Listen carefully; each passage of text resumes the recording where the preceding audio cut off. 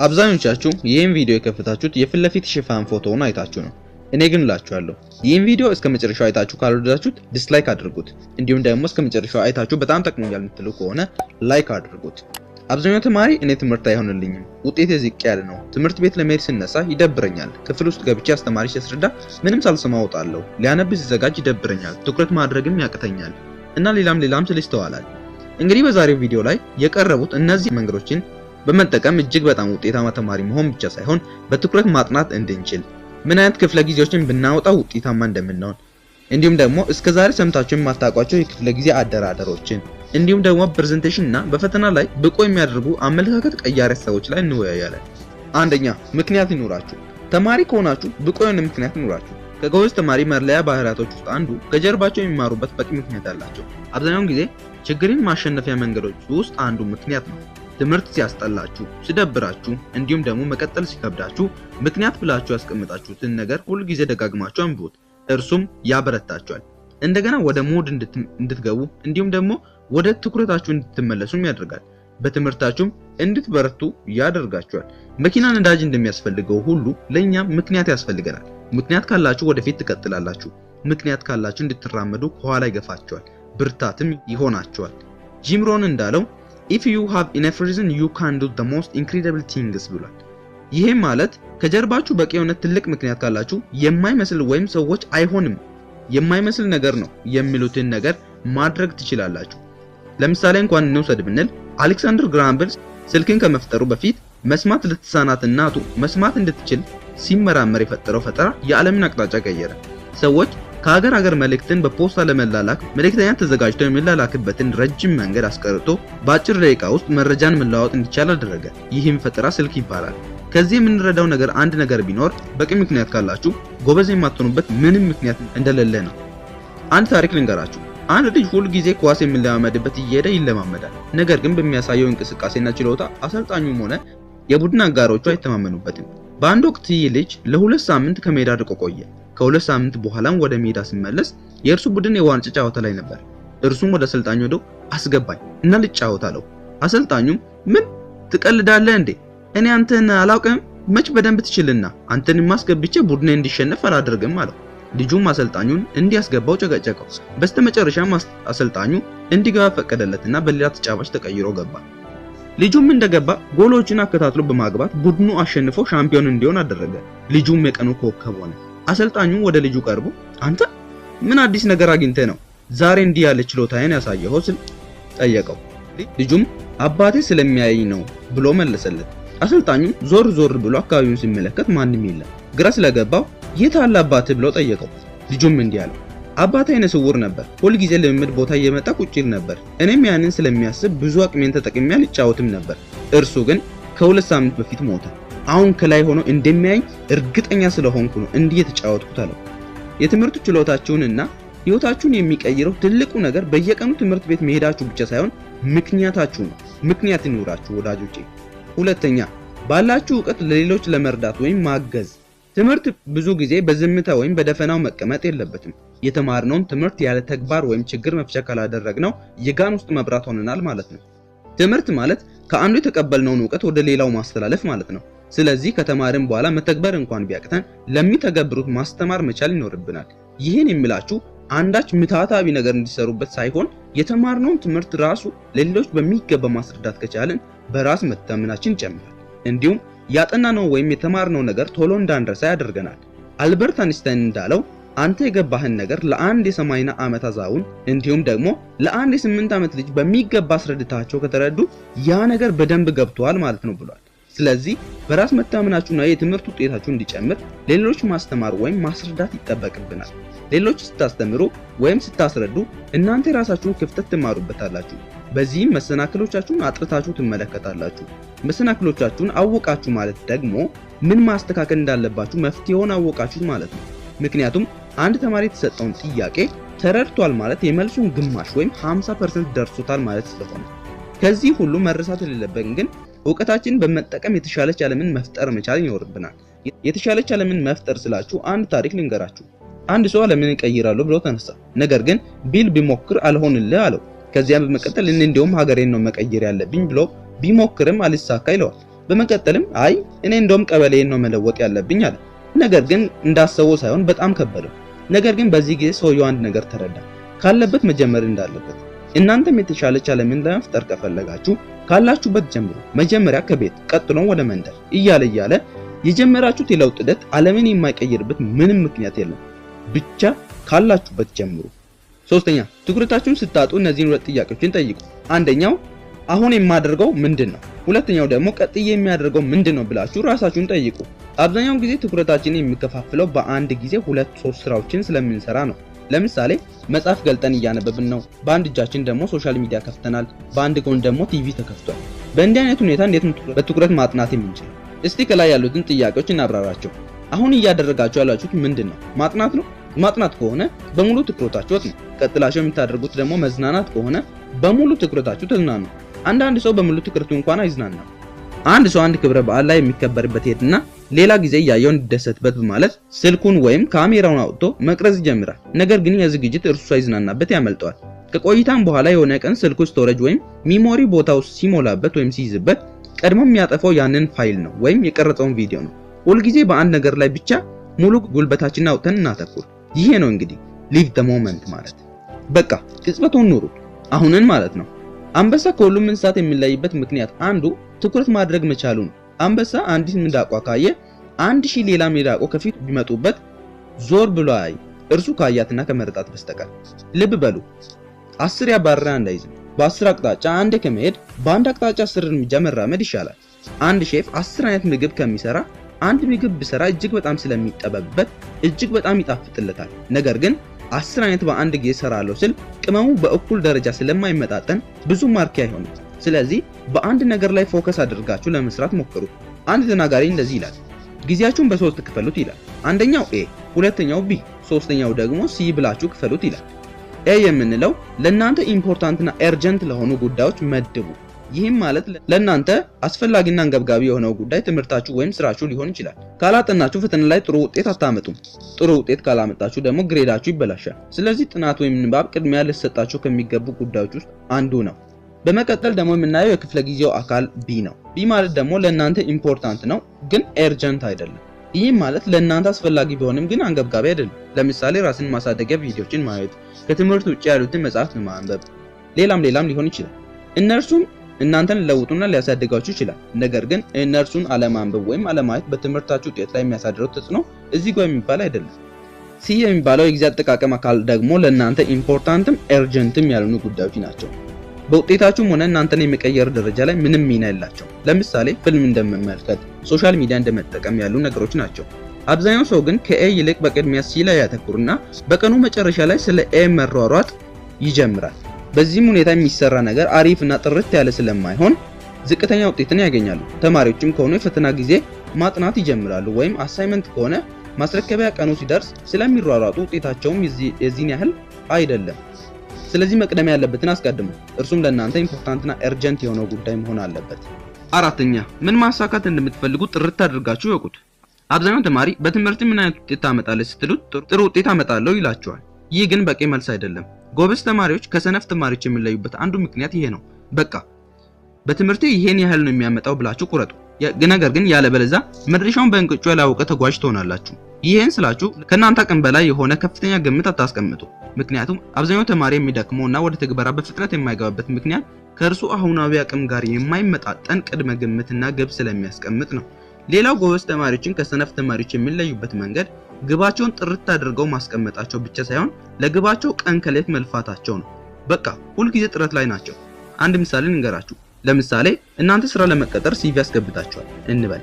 ከዛም በማግስቱ ቀጣሪው ደውሎላችሁ እንኳን ደስ አለ ተቀጥረሃል ይላችኋል። እናንተም ስራው እንዴት አይነት ነው ስትሉት እርሱም በጣም ጥሩ አይነት እንደሆነ ይነግራችኋል። ደግማችሁም ስትጠይቁት ጥሩ ነው እያልኩ ይላችኋል።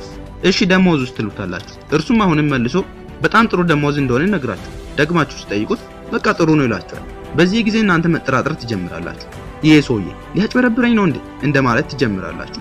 እዚህ ጋር ችግር የፈጠረው ስራው ወይም ደሞዙ ሳይሆን የሰውየው በደፈናው ጥሩ ነው ማለቱ ነው። ለዚህ ነው ምን ማሳካት እንደምትፈልጉ ጥርት አድርጋችሁ ወቁት የሚባለው። በቃ ጥሩ ነው የሚባል ነገር አይሰራም። ምን ማሳካት እንደምትፈልጉ ጥርት አድርጋችሁ እንቅጩን ተናገሩ። ለዚያም ግባችሁ መሳካት በየቀኑ ጥረት አድርጉ። አምስተኛ አመስጋኙ ነው። በጠዋት እንደተነሳ በየቀኑ ቢያንስ የምታመሰግንበትን አንድ ነገር ጻፍ። ይህን ስታደርግ ቀንህ ብሩህና ያማረ ይሆናል። ቀንህ ያማረ ከሆነ ደግሞ ስታጠና አይደብርህም ማለት ነው። ስታጠና ካልደበረ ደግሞ ውጤትህ ያማረ ይሆናል ማለት ነው። ውጤትህ ያማረ ከሆነ ደግሞ በትምህርት ቤት ያለ ደረጃ ይጨምራል ማለት ነው። አመስጋኝነት አንዱ የሚለውጠው ደግሞ ቀና አስተሳሰብ እንዲኖርና ሰላማዊና ኳሊቲ ላይፍ ወይም ደስተኛ ህይወትን እንድንኖር ማድረጉ ነው። ከአመስጋኝነት ጋር በተያያዘ አንድ ታሪክ ልንገራችሁ። አንድ የ70 ዓመት አዛውንት ይታመምና ሆስፒታል ይገባል። ከዚያም ሰውየው ከጥቂት ቀናት በኋላ ጤናው ተመልሶለት ሆስፒታሉን ለቆ ሲወጣ የኦክሲጂን ብቻ ተብሎ ብዙ ገንዘብ ይጠየቃል። በዚህ ጊዜ አዛውንቱ እንባውን አቅርሮ አንገቱን ደፍቶ ሲያዝን የተመለከቱት ዶክተሮች ወደ ሰውየው በመቅረብ ምን ሆነው ነው የሚያዝኑት? ስለ ገንዘቡ አስበው ከሆነ አይጨነቁ፣ እኛ እንደሆነ እናደርግሎታልን አሉት። ሰውየው ግን ቀና ብሎ እንዲህ አላቸው፣ እኔ የሚያዝነው ስለ ገንዘቡ አይደለም። ከልጅነቴ እስከ ዛሬ ድረስ ስለተነፈስኩት ፈጣሪ ክፈልልኝ ብል ምን ከፍለዋለሁ ብዬ ነው አለ። አብዛኛውን ጊዜ ሰዎች ስንባል ካለን ይልቅ የሌለንን ነው የሚታየው። ዛሬ ግን እስቲ ቆም ብለን ያለንን እንመልከትና ተመስገን እንበል። መተንፈስ ስለቻላችሁ ተመስገን በሉ። ዛሬን ስላያችሁ ተመስገን በሉ። ምክንያቱም ዛሬን ያላዩ ብዙዎች አሉና። በጧት ስትነሳ ፈጣሪን ማመስገን አትርሳ፣ ምክንያቱም እርሱ አንተን መቀስቀስ አልረሳምና ይባላል። ተመስገን በሉ ዳጄ። በትምህርት ውጤታችሁ ምናልባት ሰዎች ላይተማመኑባችሁ ይችላሉ። እናንተም ይህን አምናችሁ እና ተስማምታችሁም ተቀምጣችሁም ይሆናል። ነገር ግን ጎበዝ ተማሪ ያለመሆናችሁና ትምህርት አለመቻላችሁ ሳይሆን እነዚህን 5 ነገሮች አለማወቃችሁ ነው። አንደኛ፣ ምርጥ ሁኑ። አብዛኛው ተማሪ ክፍል ውስጥ ተቀምጧል፣ ነገር ግን ክፍል ውስጥ የለም። አስተማሪ አስረድቶ ሲጨርስ ምንም ሳይሰማ ይወጣል። ይህም በትምህርቱ ላይ ትኩረት ስላላደረገ ውጤቱ በዚያው ልክ እንዲወርድ ያደርጋል። በተጨማሪ ክፍል ውስጥ አለመገኘት፣ ተገኝቶም በንቃት አለመከታተል ብዙ ጊዜያችንን ትምህርቱን እንዲገባን ብዙ መጻፍቶችን እንድናገላብጥና ረጅም ሰዓት እንድናጠና ያደርገናል። ስለዚህ ሁል ጊዜ ምርጥ መሆንና ትኩረት ማድረግ ይገባናል። በቃ ትምህርት ቤት ካላችሁ ተማሪ ናችሁ። ሌላ ስራ ሆነ ተግባር ማሰብ የለባችሁም። ክፍሉ ስትሆኑ ምርጥ ተማሪ መሆን አለባችሁ። ሌላ ስራ እንኳን ቢኖራችሁ ማለት ነው። ትምህርታችሁን እንደ ስራ ቁጠሩት። ባላችሁ አቅም ወጥራችሁ መስራት ጀምሩ። መቼም ቢሆን የትም ትምህርት ላይ ወይም ጥናት ላይ ካላችሁ እስከ ጥግ ድረስ ለፍታችሁ ማጥናት ይገባችኋል። ምርጥ ተማሪዎች እነዚህ 3 ባህሪያት አሏቸው። አንደኛ፣ ኃላፊነትን በመቀበል ስህተቶቻቸውን ተገንዝበው ያስተካክላሉ። ሁለተኛ፣ 2-3 ስራዎችን በአንድ ጊዜ ባለማከናወን በአንድ ነገር ላይ ትኩረት አድርገው ይሰራሉ። ሶስተኛ፣ ሁል ጊዜ የማያቋርጥ ጥረት ላይ ናቸው። በቃ መማር ካለባችሁ እስከ ጥግ ድረስ ወጥራችሁ መማር አለባችሁ። ሁለተኛ፣ ዓላማ ይኖራችሁ። አብዛኛውን ጊዜ ተማሪዎች ትምህርት ቤት የግድ መሄድ ስላለባቸው ብቻ ይሄዳሉ። ነገር ግን ከጎበዝ ተማሪ መለያ ባህሪያት ውስጥ አንዱ ዓላማን ማወቅ ነው። ዓላማ የሌለው ሰውና ዓላማ የሌለው ተማሪ መዳረሻዋን ከማታውቅ መርከብ ጋር ይመሳሰላል። መዳረሻ የሌላት መርከብ ከንፋስ መጫወቻነት እንደማትዘለው ሁሉ መዳረሻውን በትክክል የማያውቅ ተማሪ ምን እንደሚያሳካ የማያውቅ ተማሪ ልክ እንደዛው ነው። ሰዎች ተማሩ ያሉንን እንማራለን፣ ተከተሉ ያሉንን እንከተላለን። ነገር ግን ምናልባት በዚህ ሰዓት አዎ እኔ ያለሁት ዩኒቨርሲቲ ነው፣ ነገር ግን የሚፈልገውን ትምህርት እየተማርኩ አይደለም፣ ምን ላድርግ ልትኙ ትችላላችሁ። እኔም ይህን ሳላስብ ቀርቼ አይደለም። አሁን ባላችሁበት ሁኔታ ዓላማ መፍጠር ትችላላችሁ። ምናልባት ሜዲሲን እየተማራችሁ ይሆናል። ነገር ግን አንድ ነገር ነግራችኋለሁ። እናንተን የሚጠብቁ ብዙ ፔሸንቶች እንዳሉ አስቡ። ምናልባት አካውንቲንግ እየተማራችሁም ይሆናል። ነገር ግን ብዙ ድርጅቶች ዛሬም የፋይናንስ ስራቸውን በሚገባ የሚሰራላቸውን ይፈልጋሉ። ምናልባት ሳይኮሎጂ እየተማራችሁ ይሆናል። ማን ያውቃል? ጭንቀታቸውን ለመተንፈስ እናንተን የሚጠብቁ ይኖራሉ። እናም እላችኋለሁ ምንም ነገር ያለ ምክንያት አልተፈጠረም። ስለዚህ ነው ዓላማችሁን ፍጠሩ የምላችሁ። ምናልባት ትምህርት ሊደብራችሁ ሊያስጠላችሁ ይችላል። ነገር ግን በዚያው ቅጽበት ዓላማችሁን ስታስቡ ለምን እየተማራችሁ እንደሆነ ስታስቡ ትነቃቃላችሁ። በቃ በእናንተ ምክንያት ቤተሰባችሁን ስታቆሩ፣ ሀገራችሁን ስታስጠሩ አስቡ። ለወገናችሁ አለሁልህ ስትሉ አስቡ። ገና ዩኒቨርሲቲ ያልገባችሁ ደግሞ ግቢ ገብቼ ምን አይነት ትምህርት ልማር የምትሉ ከሆነ ልባችሁ ምን ይላል? ነገም አትጸጸቱበትን ውሳኔ ወስኑ። አንድ ጸሐፊ ኢትዛት ፍሮግ በሚለው መጽሐፉ እንዲህ ይላል፣ እንቁራሪት መብላት ግድ ከሆነብህ 2 ነገር አድርግ። አንደኛው አይንህን ጨፍን፣ ምክንያቱም እያየ ስለማስችል። ሁለተኛው ከትልቁ ጀምር፣ እየቀለለህ እንዲሄድ ይላል። ለምሳሌ በምትወዷቸው ሰዎች እያስፈራሩ እነዚህን እንቁራሪቶች ብሏቸው ብትባሉ ሳትወዱ ታደርጉታላችሁ። ትምህርት ልክ እንደዛ ሊሆንባችሁ ይችላል። ነገር ግን መጨከን ያስፈልጋል ወዳጄ። ከዚህ ሁሉ መረሳት የሌለበት ግን ዓላማ እንዲኖራችሁ ማድረግ አለባችሁ። ሶስተኛ፣ ሌሎችን አታሳብቡ። አብዛኛው ተማሪ በትምህርት የመድከሙና የመስነፉን ምክንያት በሌሎች ማላከክ ይፈልጋል። ይህም ደግሞ እጅግ ስህተትና ነገ እንዳይሻሻል ለራሱ እንቅፋት እያዘጋጀ ነው። ብዙ ተማሪዎች የውጤታቸውን መድከም በአስተማሪ አሊያም በወላጆቻቸው ላይ ያሳብባሉ። ናፖሊዮን ሂል በጻፈው ቲንክ ኤንድ ግሮው ሪች መጽሐፍ ላይ አንደኛና ቀዳሚ ምዕራፍ ዲዛየር ወይም ጥልቅ መሻት። ይህም ማለት ስለ ትምህርታችሁ ወይም ስለ ስራችሁ ጥልቅ መሻት ወይም ፍላጎት ካላችሁ ምንም አይነት ምክንያት ሆነ ሰበብ አሊያም ተግዳሮት አያግዳችሁ። አንድ ምሳሌ ልንገራችሁ። ጁኒ ለእናቱ እንደዚህ አላት፣ እማ የፒተር እኮ መስኮቱን ሰበረው አላት። እናትም እንዴት አድርጎ ስትለው እኔ ድንጋይ ሲወረውርበት እሱ ዝቅ ብሎ ሸወደኝ አላት። የአብዛኞቻችን ታሪክ እንደዚሁ ነው። ስህተቱና ስንፍናችን ከኛው ከራሳችን ሆኖ ሳለ ነገር ግን እኛ ሌሎችን ለማሳበብ እንሮጣለን። ሰበኝነት አንዱ ክፋቱ ችግሮቻችን የቱ ጋር እንደሆኑ ለይተን እርምጃ እንዳንወስድና እንዳናሻሽል ከማድረጉ ነው። በቃ ኃላፊነቱን ውሰዱና መቀየር ያለባችሁን ቀይሩ። ሰበኛ አትሁኑ ወዳጆቼ። እሺ አሁን ምርጥ ተማሪ እንዲሆን ነገርከኝ፣ አላማም እንዲኖረኝ እንዲሁ በሌሎች እንዳላሰብብ መከርከኝ። ታዲያ እንዴት ቢያጠና ነው ጎበዝ ተማሪ መሆን የሚችለው እያላችሁ ከሆነ ወደ አራተኛው እናልፋለን። አራተኛ ጮክ ብሎ ማንበብ። ይህን ስላችሁ ምን ትቀልዳለህ ደግሞ የጮኩላም ትሉኝ ይሆናል። አዎን ድምጽን ለእናንተ በሚሰማ ደረጃ ከፍ አድርጎ ማንበብ እጅግ ብዙ ጥቅም አለው። ከዚህ ውስጥ አንዱ የምታጠኑት ትምህርት በሾርት ተርም ሜሞሪ ወደ ሎንግ ተርም ሜሞሪ እንዲሄድ ታደርጋላችሁ ወይም ከአጭሩ የማህደረ ትውስታ ክፍል ወደ ረጅሙ ማህደረ ትውስታ ክፍል እንዲከማች ያደርጋል። ይህም ማለት አንድ እያጠናችሁ ያላችሁት ነገር ሳትረሱ ለረጅም ጊዜ እንድትቆዩ ያደርጋል ማለት ነው። ሌላው ጮክ ብሎ ማንበብ ጥቅሙ ከአንደበታችሁ የሚወጣውን ቃል ጆሮአችሁ መልሶ ይሰማዋል። በዚህ ጊዜ መርዳት አቅማችሁን ይጨምራል ማለት ነው። ነገር ግን አንዳንድ ጊዜ እንደ ላይብረሪ አይነት ቦታዎች ላይ መጽሐፍ ሊነጥቅ ስለሚችል እንዳትሞክሯቸው ብለናል። አምስተኛ ማስታወሻን ውሰድ። ከምታጠኑበት እያንዳንዱ ቻፕተር ወይም ዩኒት ላይ ማስታወሻ ውሰዱ። ማስታወሻ መውሰድ ያጠናችሁትን 50% ከማስታወሱ በላይ በፈተና ወቅት ብዙ መጽሐፍትን ከማንበብና ከተደራራቢ የጥናት ጫና ይከላከላል። ማስታወሻ መውሰድ ስናጠና ሆነ ስናነብ እንዳይደብርንና እንዳይሰለችን ስለሚያደርግ በንቃት እንድናነብ ያግዘናል። በንቃት ስታጠኑ ደግሞ ትኩረታችሁን እንድትሰበስቡ ያደርጋል። ማስታወሻ ስትወስዱ አንድ መረሳት የሌለበት ጉዳይ ስታጠኑ ያገኛችሁትን ሁሉ ጻፉ ማለት ሳይሆን ስለዚህ ሐሳብ በሚገባ ይገልጻል የምትሉትን ብቻ መርጣችሁ ጻፉ። ስትጽፉ ደግሞ በራሳችሁ አገላለጽና በሚገባችሁ መንገድ ብትጽፉት ይመረጣል። ምክንያቱም ቶሎ እንዳትረሱና ያጠናችሁትን በቀላሉ እንዳይጠፋባችሁ ያደርጋል። ይህን ካደረጋችሁ ጎበዝ ተማሪ የማትሆኑበት ምንም ምክንያት የለም። አብዛኛው ተማሪ ጥሩ ውጤት ለማምጣት በየቀኑ ጥረት ያደርጋል፣ ብዙ መጽሐፍትም ሪፈር ያደርጋል። ነገር ግን ጥሩ ውጤት አያመጣም። በዚህ ቪዲዮ ላይ ይዘንላችሁ የቀረብነው ብዙ ተማሪ ማድረጋቸውን ስላላደረጋቸው ውጤት የሚያጣባቸውን 5 ነጥቦችና ቢያደርጋቸው ምን እንደሚጠቀም እንዲሁም ደግሞ ችግሩንና መፍትሄዎቹን በጥልቀት እንወያያለን። አንደኛ ያልገባችሁን ጠይቁ። ይህን ማድረግ ያለባችሁ ስታጠኑ መጽሐፉ ጥርትና ግልጽ አድርጎ ላስቀመጠውን ማብራሪያ ካለ እንደ ጥያቄ ያዙት። ከዚያም ለአስተማሪዎቻችሁ አሳዩት። እናም ተወያዩበት። አስተማሪያችሁ በግልጽ አላብራራልኝም ብላችሁ የምታስቡ ከሆነ ጥያቄያችሁን ኦንላይን ላይ ወይም ኢንተርኔት ላይ ፈልጉት። በዚህ ዘመን ኢንተርኔት የብዙ እውቀትና መጽሐፍት ክምችት መሆኑ የማይታበል ሀቅ ነው። ስለዚህ ጥያቄያችሁን ኦንላይን ላይ ብትፈልጉ ሙሉ ለሙሉ ጥያቄውን እንኳን ባይሆን በዚያ መንገድ የተሰራ የጥያቄ ማብራሪያ ማግኘት ትችላላችሁ።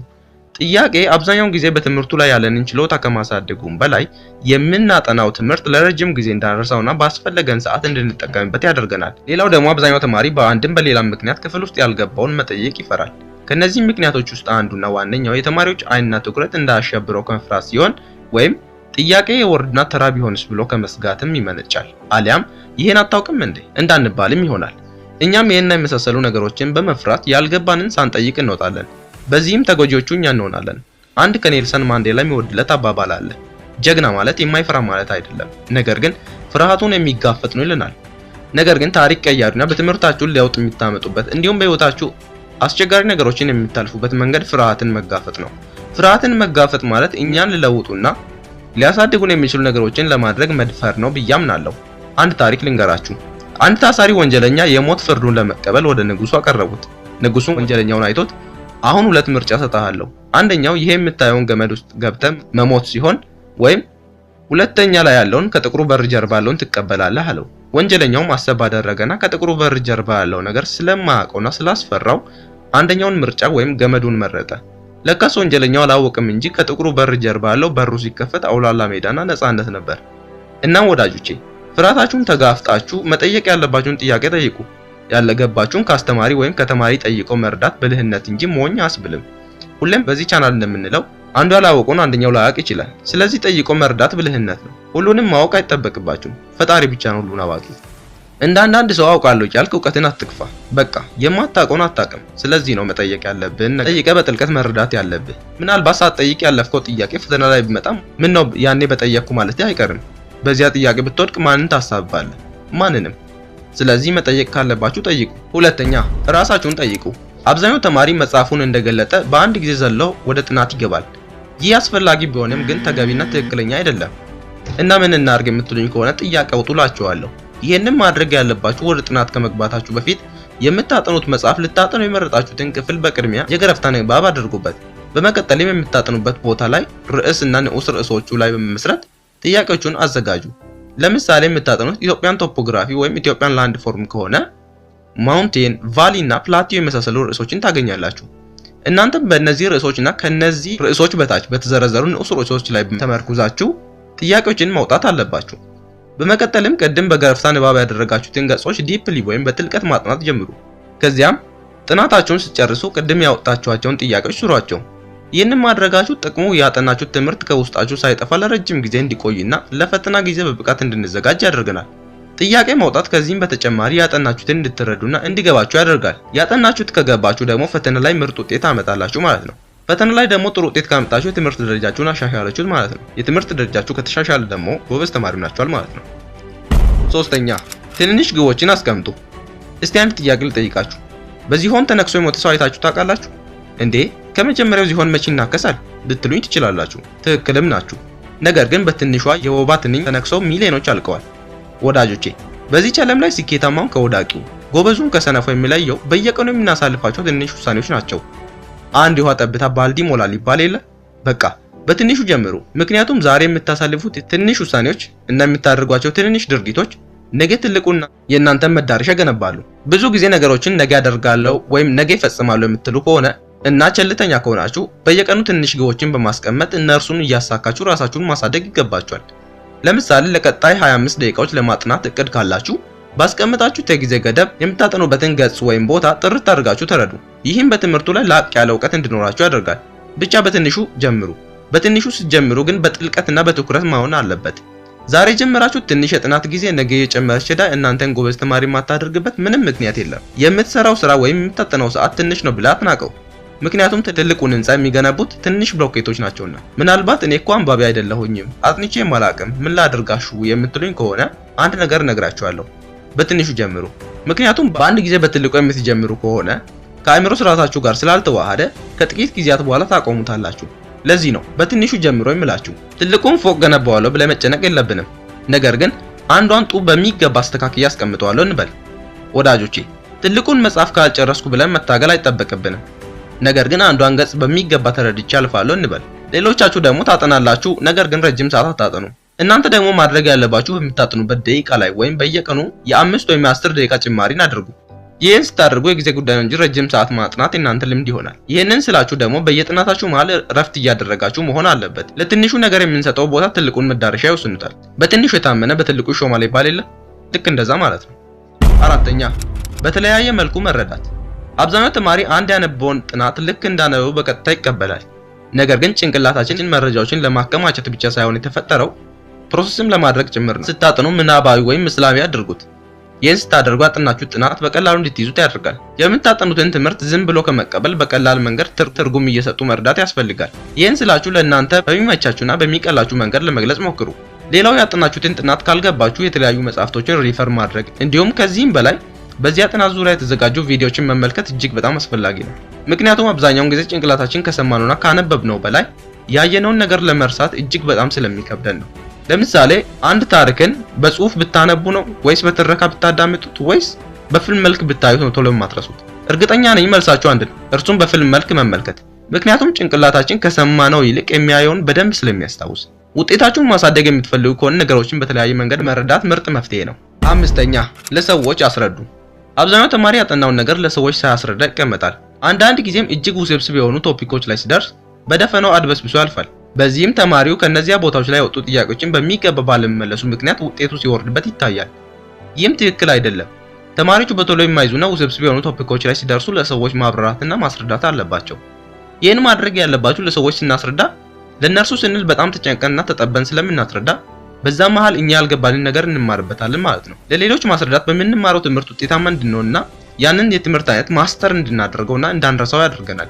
የተማርነው ትምህርት ራሱ ለሌሎች በሚገባ ማስረዳት ከቻልን በራስ መተማመናችን ይጨምራል።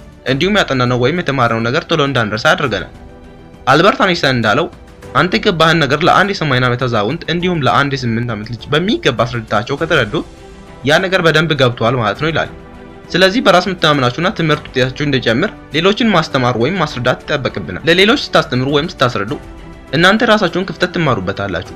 በዚህም መሰናክሎቻችሁን አጥርታችሁ ትመለከታላችሁ። መሰናክሎቻችሁን አጥርታችሁ ተመለከታችሁ ማለት ደግሞ ምን ማስተካከል እንዳለባችሁ መፍትሄውን አወቃችሁት ማለት ነው።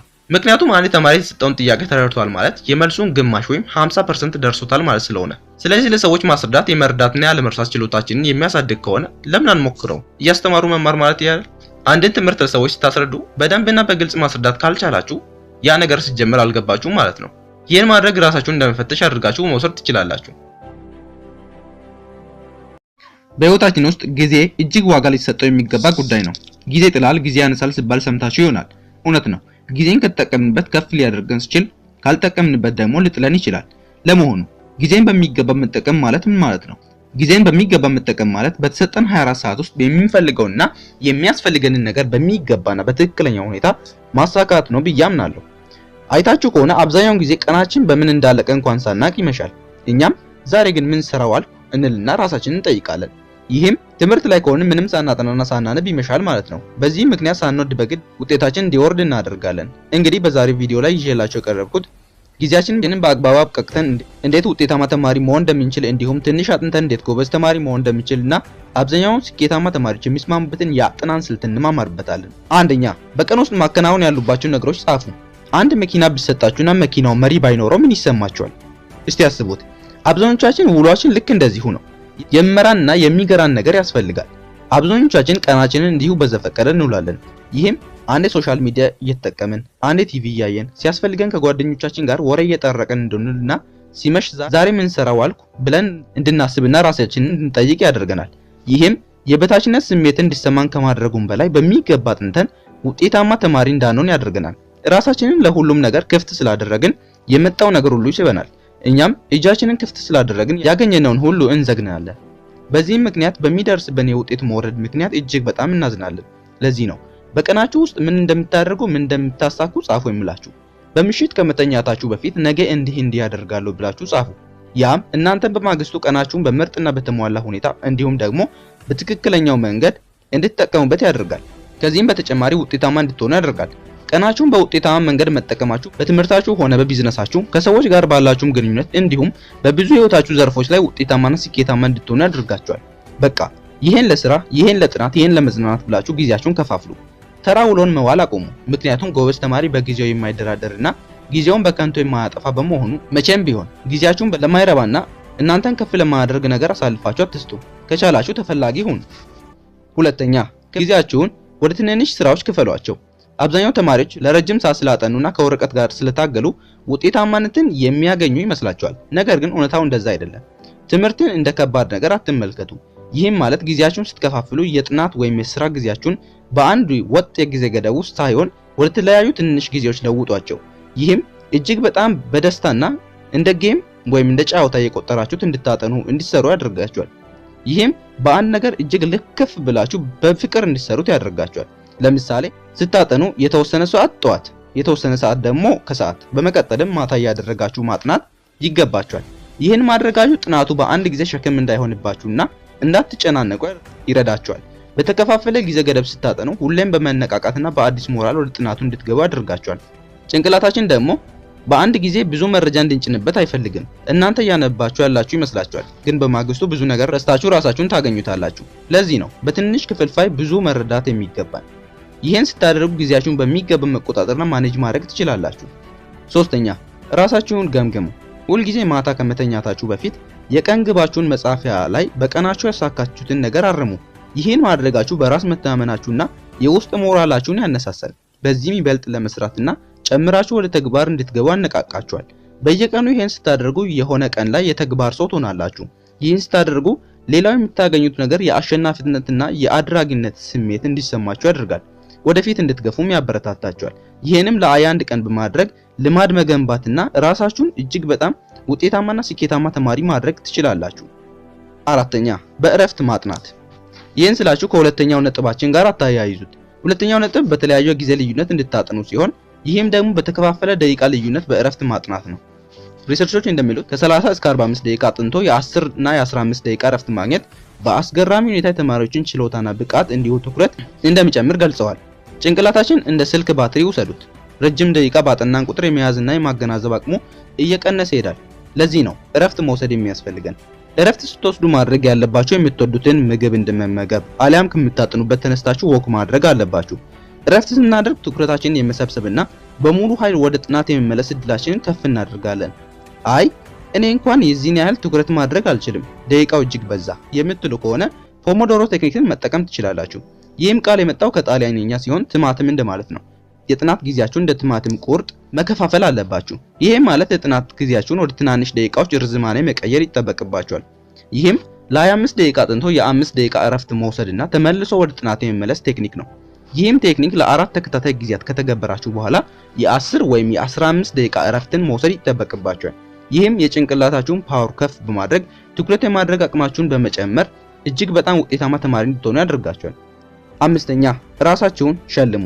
በእያንዳንዱ ስኬታችሁ መጨረሻ ወይም ግባችሁ ላይ ራሳችሁን ሸልሙ። ይህም የጥናት ፍላጎታችሁን ከፍ ማድረግ ሌላ ጊዜም እንድታጠኑ ያነሳሳችኋል። ጥናት በኋላ ሽልማትን ለራሳችሁ መሸለም የንባብ ልማድን እንድንገነባና በራሳችን እንድንኮራ ያደርገናል። በራሳችን ከተደሰትን ደግሞ ትምህርትን እንድንወድ ያደርገናል። ሌላው ራሳችንን የመሸለም ልምድ ጭንቅላታችንን ለላቀ ስራ ያነሳሳዋል። ይህም በትኩረት እያጠናን ለረጅም ቀናቶች አሊያም ለሳምንታት ባስልም ለወራት እንድንቀጥል ያደርገናል። እንግዲህ በዚህ ጊዜ ነው ልማድ ገነባን የሚባለው። ልማድ ደግሞ ለመተው አስቸጋሪ ይሆንብናል። የንባብ ወይም የጥናት ልማድ ማሳደግ ከቻለን የትምህርት ውጤታችንን አሳደግን ማለት ነው። ጭንቅላታችንን ደግሞ ሽልማትን ማለማመድ አለብን። ጭንቅላታችን ይሄን ያህል ካጠናው ይህ ሽልማት አለኝ ብሎ ስለሚያስብ ለዚያ ተግባር በሙሉ መነሳሳትና በሙሉ ኃይሉ ይሰራል። ለምሳሌ አጥንተን ስንጨርስ ፊልም ማየትን ለራሳችን እንደ ሽልማት ብናቀርብ ጭንቅላታችን አጥንቼ ከጨረስኩ በፊልም ዝናናለሁ ብሎ እንዲደሰት እናደርገዋለን። ስታጠኑ በሙሉ መነቃቃት እንድታጠኑ ያደርጋችኋል።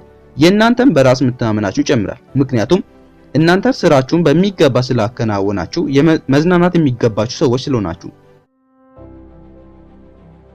አብዛኛው ተማሪ ውጤት ይሾቃል፣ ጥሩ ውጤትና ግሬድ መስራት አልቻልኩም ይላል። አጠናለሁ፣ አነባለሁ ግን ምንም ጠብ የሚል ነገር የለም የምትሉ ከሆነ ይህ ቪዲዮ ለእናንተ ነው የተዘጋጀው። እንግዲህ በዛሬው ቪዲዮ ላይ የምናነሳቸው 5 ነጥቦችን በግልጽና በሚገባ ከተገበራችሁ ውጤታችሁ የማሻሻልበት ምንም ምክንያት የለም። አንደኛ፣ ክፍል ውስጥ ተሳትፎ ማድረግ።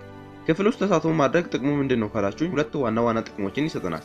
አንደኛው ክፍል ውስጥ ንቁ እንድትሆኑና ትኩረት ማድረግ እንድትችሉ ነው። ብዙ ጊዜ አስተማሪ ጠይቀንን ጥያቄ መልሰን ስናበቃ በየጊዜው አስተማሪያችን ወደኛ ያያል። በዚህ ጊዜ ሳንወድ በግዳችን ንቁ ሆነን መከታተል እንጀምራለን። ክፍል ውስጥ ንቁ ስንሆንና ትኩረት ማድረግ ስንችል አስተማሪያችን ምን እያለ እንደሆነ በደንብ እንረዳለን። በደንብ ከተረዳነው ደግሞ ስናጠና እንዲሁም ደግሞ ስናነብ ብዙ መጻሕፍትን እንዲገባን እያገላበጥን ጊዜ አንፈጅም ማለት ነው። ሁለተኛው ከአስተማሪያችን ጋር ፍሬንድሊ የሆነ ግንኙነት እንዲኖረን ያደርጋል። አይታችሁ ከሆነ ክፍል ውስጥ ተሳትፎ የሌላቸው ተማሪዎችና እንቅስቃሴ የማያደርጉ ተማሪዎች ከአስተማሪያቸው ጋር ቅርብ የሆነ ግንኙነት የላቸውም። ከአስተማሪያችሁ ጋር ፍሬንድሊ የሆነ ግንኙነት ሲኖራችሁ ምን እንደምትጠቀሙ ቀጥሎ ባለው ነጥብ ላይ እንወያያለን። ሁለተኛ፣ ጥያቄው ከየት እንደሚወጣ ጠንቅቃችሁ እወቁ። ከአስተማሪያችሁ ጋር ፍሬንድሊ የሆነ ግንኙነት ሲኖራችሁ አስተማሪያችሁ ፈተናውን ከየት እንደሚያወጣ ጠይቃችሁ መረዳት አለባችሁ። ይሄ የሚሰጣችሁ 3 ጥቅሞች አሉ። አንደኛ፣ ብዙ መጻሕፍትን እንዳታገላብጡና እንዳትሰላችሁ ያደርጋል። በተለይ ደግሞ ፈተናው ከየት እንደሚወጣ ካላወቅና የምናነበው ብዙ ከሆነ እጅግ በጣም አሰልቺ ከመሆኑም በተጨማሪ አንዷን ዩኒት አጥንተን ሳንጨርስ ፈተናው ሊደርስ ይችላል። ስለዚህ ምን እናድርግ የምትሉኝ ከሆነ ፈተናው ከየት እንደሚወጣ ጠንቅቃችሁ እወቁ። ሁለተኛ፣ በራስ መተማመናችሁ ይጨምራል።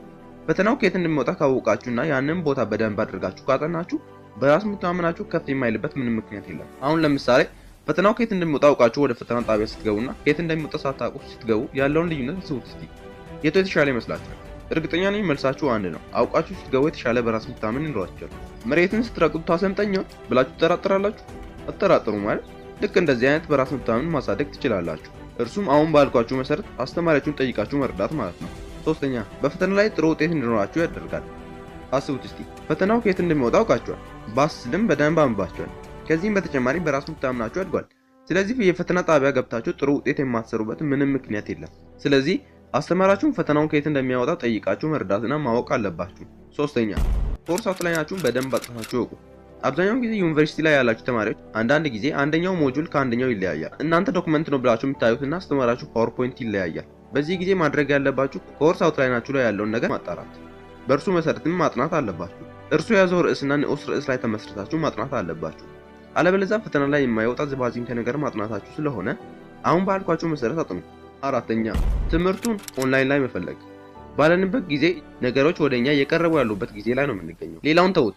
በስልካችን ውስጥ ስንቶቻችን ለኛ የሚጠቅሙን ነገር የምንመለከተው? አብዛኛው ሰው ስልኩ ውስጥ ፊልም ቤት አለው።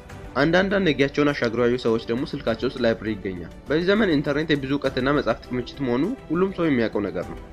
ስለዚህ ማጥናት የምትፈልጉትን ቦታ እንዲሁም ደግሞ መጻሕፍትን ኢንተርኔት ላይ ብትፈልጉ እጅግ በጣም ብዙ መጻሕፍቶችን ማግኘት ትችላላችሁ። እስቲ አስቡት፣ በስልካችን ውስጥ የምንማራቸውን ትምህርቶች በሙሉ መጻሕፍትና አጋዥ መጻሕፍት ስልካችንን ብንሞላ፣ ባስፈለገን ሰዓት ብድግ እያደረግን ብናነብ፣ አስቡት ምን ሊፈጠር እንደሚችል። እንኳን ማትሪክ ኢንትራንስ የትኛውንም አይነት ፈተና ማለፍ በተቻለ ነበር። ነገር ግን ሁላችንም የምናደርገው ከዚህ በተቃራኒው ነው። ስልካችንን ለማያሳድጉና እኛን ለማይጠቅሙ ነገሮች አብዝተን የምንጠቀመው። ነገር ግን የተሻሉን አስፈላጊውን መምረጥ የኛ ድርሻ ነው። የኛ ድርሻ ነው ስለ አንድ ታሪክ ትዝ አለኝ። በአንዲት መንደር ውስጥ አንድ ጠቢብ ሽማግሌ ነበር። እናም አንድ ወጣት በአንድ ወቅት እርሱም ብሎ ጠቢብ እስቲ እኔን ጥያቄ መልስ ከሆነና የለ ብሎ ወጣቱ ወደ መንደሩ አዋቂ ሽማግሌ ጋር አንዲት ወፍ በሁለት እጁ እፍና አድርጎ ይዟት ወደ ሽማግሌው እየቀረበ እሺ ጠቢቡ፣ አንተ ጠቢብ ነኝ ብለህ የምታስብ ከሆነ እስቲ ይህንን ጥያቄ መልስ፣ ይህች ወፍ በሕይወት አለች ወይስ ሞታለች ብሎ ጠየቀው። ጠቢቡም ሽማግሌ አሰብ አደረጉና እንዲህ አሉት፣ በሕይወት አለች ብልህ እዚያው ሽት አድርገህ ትገላታለህ፣ በሕይወት የለችም ብልህ ለቀህ እንድትበር ታደርጋታለህ አለው። ወጣቱም ባመጣው ጥያቄ መሸነፉን አውቆ ተመልሶ ሄደ። ሌላውን ተውት፣ የእናንተም ዕጣ ፈንታ እንደ ወፏ በእጃችሁ ውስጥ ነው ያለው። ከፈለጋችሁ ጎበዝ ተማሪ ትሆናላችሁ፣ ከፈለጋችሁ ሰነፍ ተማሪ ትሆናላችሁ። ኬኔሪ ፎርድ አንድ የሚወድለት አባባል አለ። እችላለሁ ካልክ አዎን ትችላለህ፣ አልችልም ካልክ ደግሞ አዎን አትችልም ይለናል። አንድ ነገር ብዬ ነጥቡን ላጠቃል። ስልካችሁን ከፈለጋችሁ ለሚጠቅማችሁና ጎበዝ ተማሪ ለሚያደርጋችሁ ነገር መጠቀም ትችላላችሁ። አሊያም ቀኑን ሙሉ ለማያሳድጋችሁና ሰነፍ ተማሪ ለሚያደርጋችሁ ነገር መጠቀም ትችላላችሁ። አሁን የተሻለውን መምረጥ የእናንተ ድርሻ ነው። አምስተኛ የንባብ ልምዳችሁን ማሳደግ። ይህን ስላችሁ የትምህርት መጻሕፍትን ማለት እንዳልሆነ ልብ ልትሉ ይገባል። አብዛኛውን ጊዜ አጥንተን የማናቅና ገና ጀማሪ ከሆን ከትምህርት ውጭ ያሉ መጻሕፍትን ብናጠና የተሻለና ወደ ጥናት እንድንገባ ያደርገናል። መጀመሪያ ማንበብ ሲጀምሩ ድርሰትና ድርሰት ያሉ መጻሕፍቶችን ማንበብ ትችላላችሁ። እኔን ምን ላንብብ ብላችሁ የሚጠይቁኝ ከሆነ ጀማሪ ከሆነ አጫጭር ታሪኮችና ባዮግራፊ የሆኑ መጻሕፍቶችን ብታነቡ ብዬ ሪኮሜንድ አደርጋችኋለሁ። ባዮግራፊ ወይም ግለ ታሪክ ነክ የሆኑ መጻሕፍት ማንበብ ዝም ብላችሁ አንብባችሁ እንድትወጡ ብቻ ሳይሆን ከባለ ታሪኮቹ አንድ የሆነ አንኳር ነጥብ እንድትወስዱም ጭምር ነው። የንባብ ልምድን ማሳደግ ተጨማሪ እውቀትን ከማግኘት በተጨማሪ የጥናት ፍላጎታችንን ያሳድጋል። እኔ መረዳት እፈልጋለሁ፣ እውቀት እንዲኖረኝ እፈልጋለሁ የምትሉ ከሆነ የእውቀት ሀገሩ መጽሐፍ ውስጥ ነው። አንድ ታሪክ ልንገራችሁ። አንድ ሰውዬ ሁል ጊዜ ጠዋት እየተነሳ ከተማው መሃል አንድ ድንጋይ በመሰርሰሪያና በመዶሻ ይመታዋል። እናም በአንድ ወቅት ሁሉም ሰው ማልዶ ሲነሳ ከተማው መሃል በሰው ቅርጽ የተሰራና የተቀረጸ ድንጋይ ቆሟል። ከሐውልቱ አጠገብ ደግሞ ሰውየው ቆሟል። ሰው ሁሉ ተገርሞ እየተመለከተው እያለ አንድ ሕፃን ወደ ሰውየው ሄድና እንዲህ አለው፣ እስከ ዛሬ ድረስ ይሄ የሰው ቅርጽ የት ነበር ብሎ ጠየቀው። ሰውየውም እንዲህ ብሎ መለሰለት፣ ይህ የምትመለከተው የሰው ቅርጽ ትልቁና ግዙፉ ድንጋይ ውስጥ ነበር። እኔ ያደረኩት ነገር ቢኖር አላስፈላጊውን አካል ማስወገድ ብቻ ነው አለው። እናንተ ምርጡ ማንነታችሁን ማውጣት ከፈለጋችሁ መዶሻና መሰርሰሪያው መጽሐፍ ነው። አላስፈላጊ የሆነውን የህይወታችሁን ክፍል እየገለጠ ምርጡ ማንነታችሁን ያወጣል። ስለዚህ መጽሐፍትን ማንበብ ከእውቀትም በተሻለ የበለጠ እናንተን ምርጥ አድርጎ ያወጣችኋል። ስለዚህ አንባቢ ሁኑ።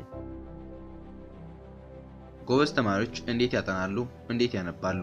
ጎበዝ ተማሪዎች እንዴት ያነባሉ? እንዴት ያጠናሉ? ማስታወሻዎችንስ እንዴት ይይዛሉ?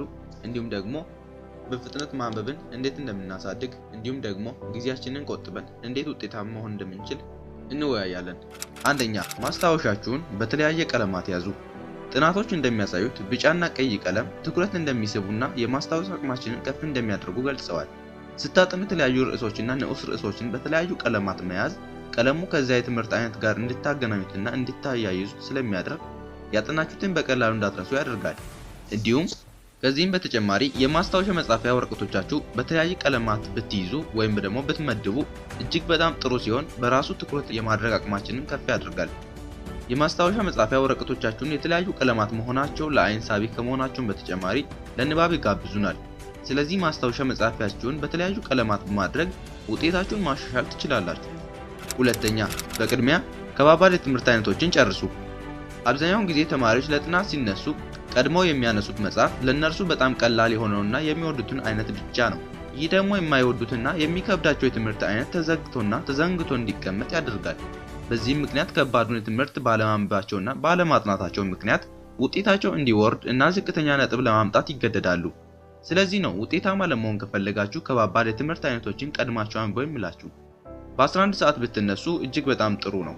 ነገር ግን ያ ካልሆነ ከጧቱ 1 ሰዓት እስከ ቀኑ 5 ሰዓት ድረስ ያለው ጊዜ ጭንቅላታችን እጅግ በጣም ፈጣንና በሙሉ ኃይሉ ትኩረት የሚያደርግበት ጊዜ ስለሆነ በዚህ ጊዜ ላይ ከባባድ የትምህርት አይነቶችን ቀድማችሁ ብታጠኑ የመረዳትና የማገናዘብ አቅማችሁን እንዲሁም ደግሞ ኃይላችሁን ከፍ ያደርጋል። በዚህ ጊዜ ጥናቱ በደንብ ይገባችኋል ማለት ነው። እናንተም ቀድማችሁ ከባባድ የትምህርት አይነቶችን መጨረሳችሁ እጅግ በጣም ቀለል እንድላችሁና ቀላሎቹን የትምህርት አይነቶች ደግሞ በሙሉ ሞራልና በንቃት እንድታጠኑ ያደርጋችኋል። ስለዚህ ከባባድ ትምህርቶችን ቀድማችሁ በማጥናት እጅግ በጣም አሪፍ ቀንን አሪፍ ውሎን መዋል ትችላላችሁ። ሶስተኛ ማስታወሻ ስትወስዱ ቁልፍ ቦታዎችን ብቻ ውሰዱ። ከምታጠኑበት እያንዳንዱ ቻፕተር ወይም ዩኒት ላይ ማስታወሻ ውሰዱ። ማስታወሻ መውሰድ ያጠናነው ከ40% በላይ ከማስታወሱም በላይ በፈተና ወቅት ብዙ መጻሕፍትን ከማንበብና ከተደራራቢ የጥናት ጫና ይከላከለናል። ማስታወሻ መውሰድ ስናጠና ሆነ ስናነብ እንዳይደበረንና እንዳይሰለችን ስለሚያደርግ በንቃት እንድናነብ ያደርገናል። ስለዚህ በንቃት ስታጠኑ ደግሞ ትኩረታችሁን እንድትሰበስቡ ያደርጋችኋል። ማስታወሻ ስትወስዱ ደግሞ አንዱ መረሳት የሌለበት ጉዳይ ስታጠኑ ያገኛችሁትን ሁሉ ጻፉ ማለት ሳይሆን ስለዚህ ሐሳብ በሚገባ ይገልጻል ብላችሁ የምታስቡትን ቁልፍ የሆኑ ቦታዎችን ብቻ መርጣችሁ ውሰዱ። ይህን ስታደርጉ ሌላ ጊዜ ማስታወሻችሁ ላይ የጻፋችሁትን 4 ወይም 5 መስመሮች ስታነቧቸው ሙሉ የርዕሱን ምንነት በደንብ ሊገልጹላችሁ ይገባል። ስትጽፉ ደግሞ በራሳችሁ አገላለጽና በሚገባችሁ መንገድ ብትጽፉ ይመረጣል። ምክንያቱም ቶሎ እንዳትረሱና ያጠናችሁትን በቀላሉ እንዳይጠፋባችሁ ያደርጋል። አራተኛ የንባብ ፍጥነታችሁን አሳድጉ። የንባብ ፍጥነታችሁን ማሳደግ በትምህርት ዓለም ላይ አስፈላጊና እጅግ በጣም ጥሩ የሆነ ነገር ነው። ለምሳሌ የፈተና ጣቢያ ስትገቡ አንዳንድ ረጃጅምና ጊዜያችሁን የሚበሉ ጥያቄዎች ሊያጋጥሟችሁ ይችላሉ። በዚህ ጊዜ ፈጣን አንባቢ ከሆናችሁ በቀላሉ ጊዜ ሳትገሉ ማለፍ ትችላላችሁ።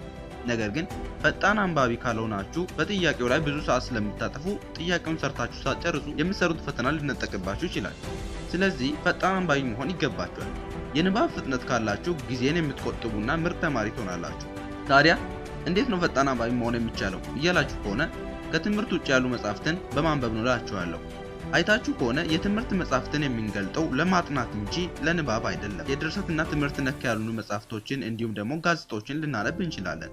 ነገር ግን ከተወሰኑ ጊዜያት በኋላ ጋዜጦችን ሆነ ድርሰቶችን ዲቴል ውስጣቸውን ላናስታውሳቸው እንችላለን።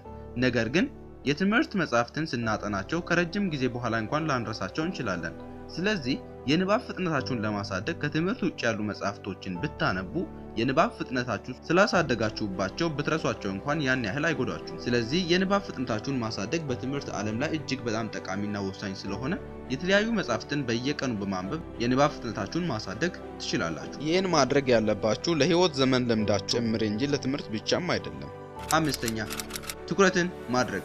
ብዙ አስተማሪ ክፍል ውስጥ ሲያስተምር ትኩረት ማድረግ አልችልም ወይም ደግሞ አስተማሪ ነቃ ብሎ ስለማያስተምረኝ ወይም ደግሞ ነገሮችን ስለሚደጋግም ይሰለቸኛል ትኩረት ማድረግ አልችልም የምትሉ ከሆነ እና ክፍል ውስጥ ትኩረታችሁ የሚሰረቅ ከሆነ አሁን የምነግራችሁን ወሳኝ ነገር ተግብሩ። የ3 ደቂቃ ህግ ይባላል። የመጀመሪያው ቀን 3 ደቂቃ ትኩረት አድርጋችሁ ተከታተሉ። ከዚያም ወደ ሌላ ሐሳብ የምትሰረቁ ከሆነ እንደገና ነቃ ብላችሁ ለ3 ደቂቃ ትኩረት ማድረግ ጀምሩ። ከዛም እንደዛ ያደረጋችሁ ትኩረታችሁን ለማሳደግ ሞክሩ። በሁለተኛውም ቀን ከ5 እስከ 7 ደቂቃ በሙሉ ትኩረታችሁን ለመቆየት ሞክሩ። በሶስተኛውም ቀን 10 ደቂቃ እያላችሁ ትኩረታችሁን የማሳደግ አቅማችሁ ከፍ ማድረግ ትችላላችሁ። አብዛኛው ተማሪ ክፍል ውስጥ ተቀምጧል፣ ነገር ግን ክፍል ውስጥ የለም። አስተማሪ አስረድቶ ሲጨርስ ምንም ሳይሰማ ይወጣል። ይህም በትምህርቱ ላይ ትኩረት ስላላደረገ ውጤቱ በዛው ልክ እንዲወርድ ያደርገዋል። በተጨማሪም ክፍል ውስጥ አለመገኘት፣ ተገኝቶም በንቃት አለመከታተል ብዙ ጊዜያችንን ትምህርቱ እንዲገባን ብዙ መጻሕፍቶችን እያገላበጥና ረጅም ሰዓት እያጠናን እንድንቆይ ያደርገናል። ስለዚህ ሁልጊዜ ምርጥ መሆን ወይም ደግሞ ትኩረት ማድረግ ይገባናል። በቃ ትምህርት ቤት ካላችሁ ተማሪ ናችሁ። ሌላ ስራም ሆነ ተግባር ማሰብ የለባችሁ። ክፍል ውስጥ ስትሆኑ ምርጥ ተማሪ መሆን አለባችሁ። ሌላ ስራ እንኳን ቢኖራችሁ ማለት ነው። ትምህርታችሁን እንደ ስራ ቁጠሩት። ባላችሁ አቅም ወጥራችሁ መስራት ጀምሩ። መቼም ቢሆን ትምህርት ላይ ወይም ደግሞ ጥናት ላይ ካላችሁ እስከ ጥግ ድረስ በትኩረት መማርና ማጥናት ይገባችኋል። ስለዚህ ትኩረታችሁን ለመሰብሰብ አሁን የነገርኳችሁን እነዚህን ብልሃቶች ተጠቅሙ። ተማሪ ጥሩ ውጤት መስራትና የትምህርት ቤት ደረጃውን ከፍ ማድረግ ይፈልጋል። ለዚህም በማለት በየቀኑ ጥረት ያደርጋል። ነገር ግን ጥረት ማድረግ ብቻውን በቂ አይደለም። ስለዚህ በዛሬው ቪዲዮ ላይ አጭርና ግልጽ በሆነ መንገድ እንዴት ከፍተኛ ውጤት መስራት እንደምትችሉ እንዲሁም በእጃችሁ ያለውን ነገር ወይም ስልካችሁን በመጠቀም እንዴት ውጤታችሁን ማስተካከል እንዲሁም ከፍ ማድረግ በተጨማሪም ስኬታማ መሆን እንደምትችሉ እናያለን። ውጤታችሁን ማሻሻል የምትችሉበት ምርጥ አፕሊኬሽን በጣም ግልጽ በሆነ መንገድ አሳያችኋለሁ። አንደኛ፣ ማስታወሻዎችን በኮምፒውተር ወይም በስልክ ከመጻፍ ይልቅ በእጅ ጻፉ። ጥናቶች እንደሚያሳዩት ከሆነ ማስታወሻን በኮምፒውተር ከመውሰድ ይልቅ በእጅ መጻፍ የተሻለና እጅግ በጣም የማስታወስ አቅማችንን ከፍ እንደሚያደርግ ገልጸዋል። አብዛኛው እንኳን ባይባል የተወሰነው ተማሪ ብዙ ጊዜ ለመጻፍና እንዲሁም ደግሞ በእጅ ለማስቀመጥ ስለሚያስጠላው በስልኩ አሊያም በኮምፒውተሩ ላይ ለመጻፍ ይሞክራል። በዚህም ጊዜ ከተቻለው ጽፎ ካልተቻለም ደግሞ ምንባቡ ውስጥ ጥሩ የሆነውን ሐሳብ የመረጠውን ኮፒና ፔስት በማድረግ ይይዛል። ይህ ጥሩ ቢመስልም እውነታው ግን ከዚህ በተቃራኒ ነው። አብዛኛውን ጊዜ ከምንባቡ ላይ መርጠን አውጥተን ስልካችን ውስጥ ወይም ኮምፒውተራችን ውስጥ ቃል በቃል ያስቀርነው ጽሑፍ ለማስታወስ እጅግ በጣም ከባድ ከመሆኑም በተጨማሪ በቀላሉ እንድንረሳው ያደርገናል። ነገር ግን በእጃችን ጽፈን የምንወስደው የማስታወሻ አይነት ትምህርቱ ላይ ትኩረት እንድናደርግ ከማስቻሉም በላይ እኛን እንዲገባንና በራሳችን አገላለጽና በሚገባን መንገድ ስለምናስቀምጠው ለማንበብ ቀላል ከመሆኑም በላይ ለረጅም ጊዜ ሳንረሳው እንድንቆይ ያደርገናል። ስለዚህ ማስታወሻን ስትወስዱ በስልካችሁ ወይም በኮምፒውተራችሁ ላይ ከማስቀረት ይልቅ በእጃችሁ ጽፋችሁ መውሰድ የተሻለው አማራጭ። ሁለተኛ፣ ትምህርቱን ኦንላይን ላይ መፈለግ። ባለንበት ጊዜ ነገሮች ይበልጥ ወደኛ እየቀረቡ ያለንበት ጊዜ ላይ ነው የምንገኘው። ሌላውን ተውት። በስልካችሁ ስንቶቻችን ነን ለኛ የሚጠቅሙን ነገሮች የምንመለከተው? አብዛኛው ሰው ስልኩ ውስጥ ፊልም ቤት አለው። ምን እያላችሁኝ ከሆነ ስንቶቻችን ነን በስልካችን ውስጥ የኔትፍሊክስ አፕ እንዲሁም ደግሞ በጣም የፊልም ማውረጃ አፕሊኬሽኖች አሉን? አንዳንድና ነጊያቸውን አሻግረው ያዩ ሰዎች ደግሞ ስልካቸው ውስጥ ላይብረሪ ይገኛል። በዚህ ዘመን ኢንተርኔት የብዙ እውቀትና የመጻሕፍት ክምችት መሆኑ የማይታበል ሀቅ ነው። ስለዚህ መጻሕፍቶችን ኦንላይን ላይ ብትፈልጉ እጅግ በጣም ብዙ ተያያዥ መጻሕፍቶችን ማግኘት ትችላላችሁ። ሶስተኛ፣ አሳይመንት ወይም ሆምወርካችሁን ከመስራታችሁ በፊት ማስታወሻችሁን አንብቡት። ይህን ማድረጋችሁ ነገሮች በቀላሉ ገለጽ ብለው እንዲታያችሁና የረሳችሁትን መረጃ ካለ እንድታስታውሱ ያደርጋችኋል። አብዛኛውን ጊዜ ተማሪዎች የቤት ስራቸውን ወይም አሳይመንታቸውን ሲሰሩ ጥያቄዎችን ብድግ እንዳደረጉ መታገል ይጀምራሉ።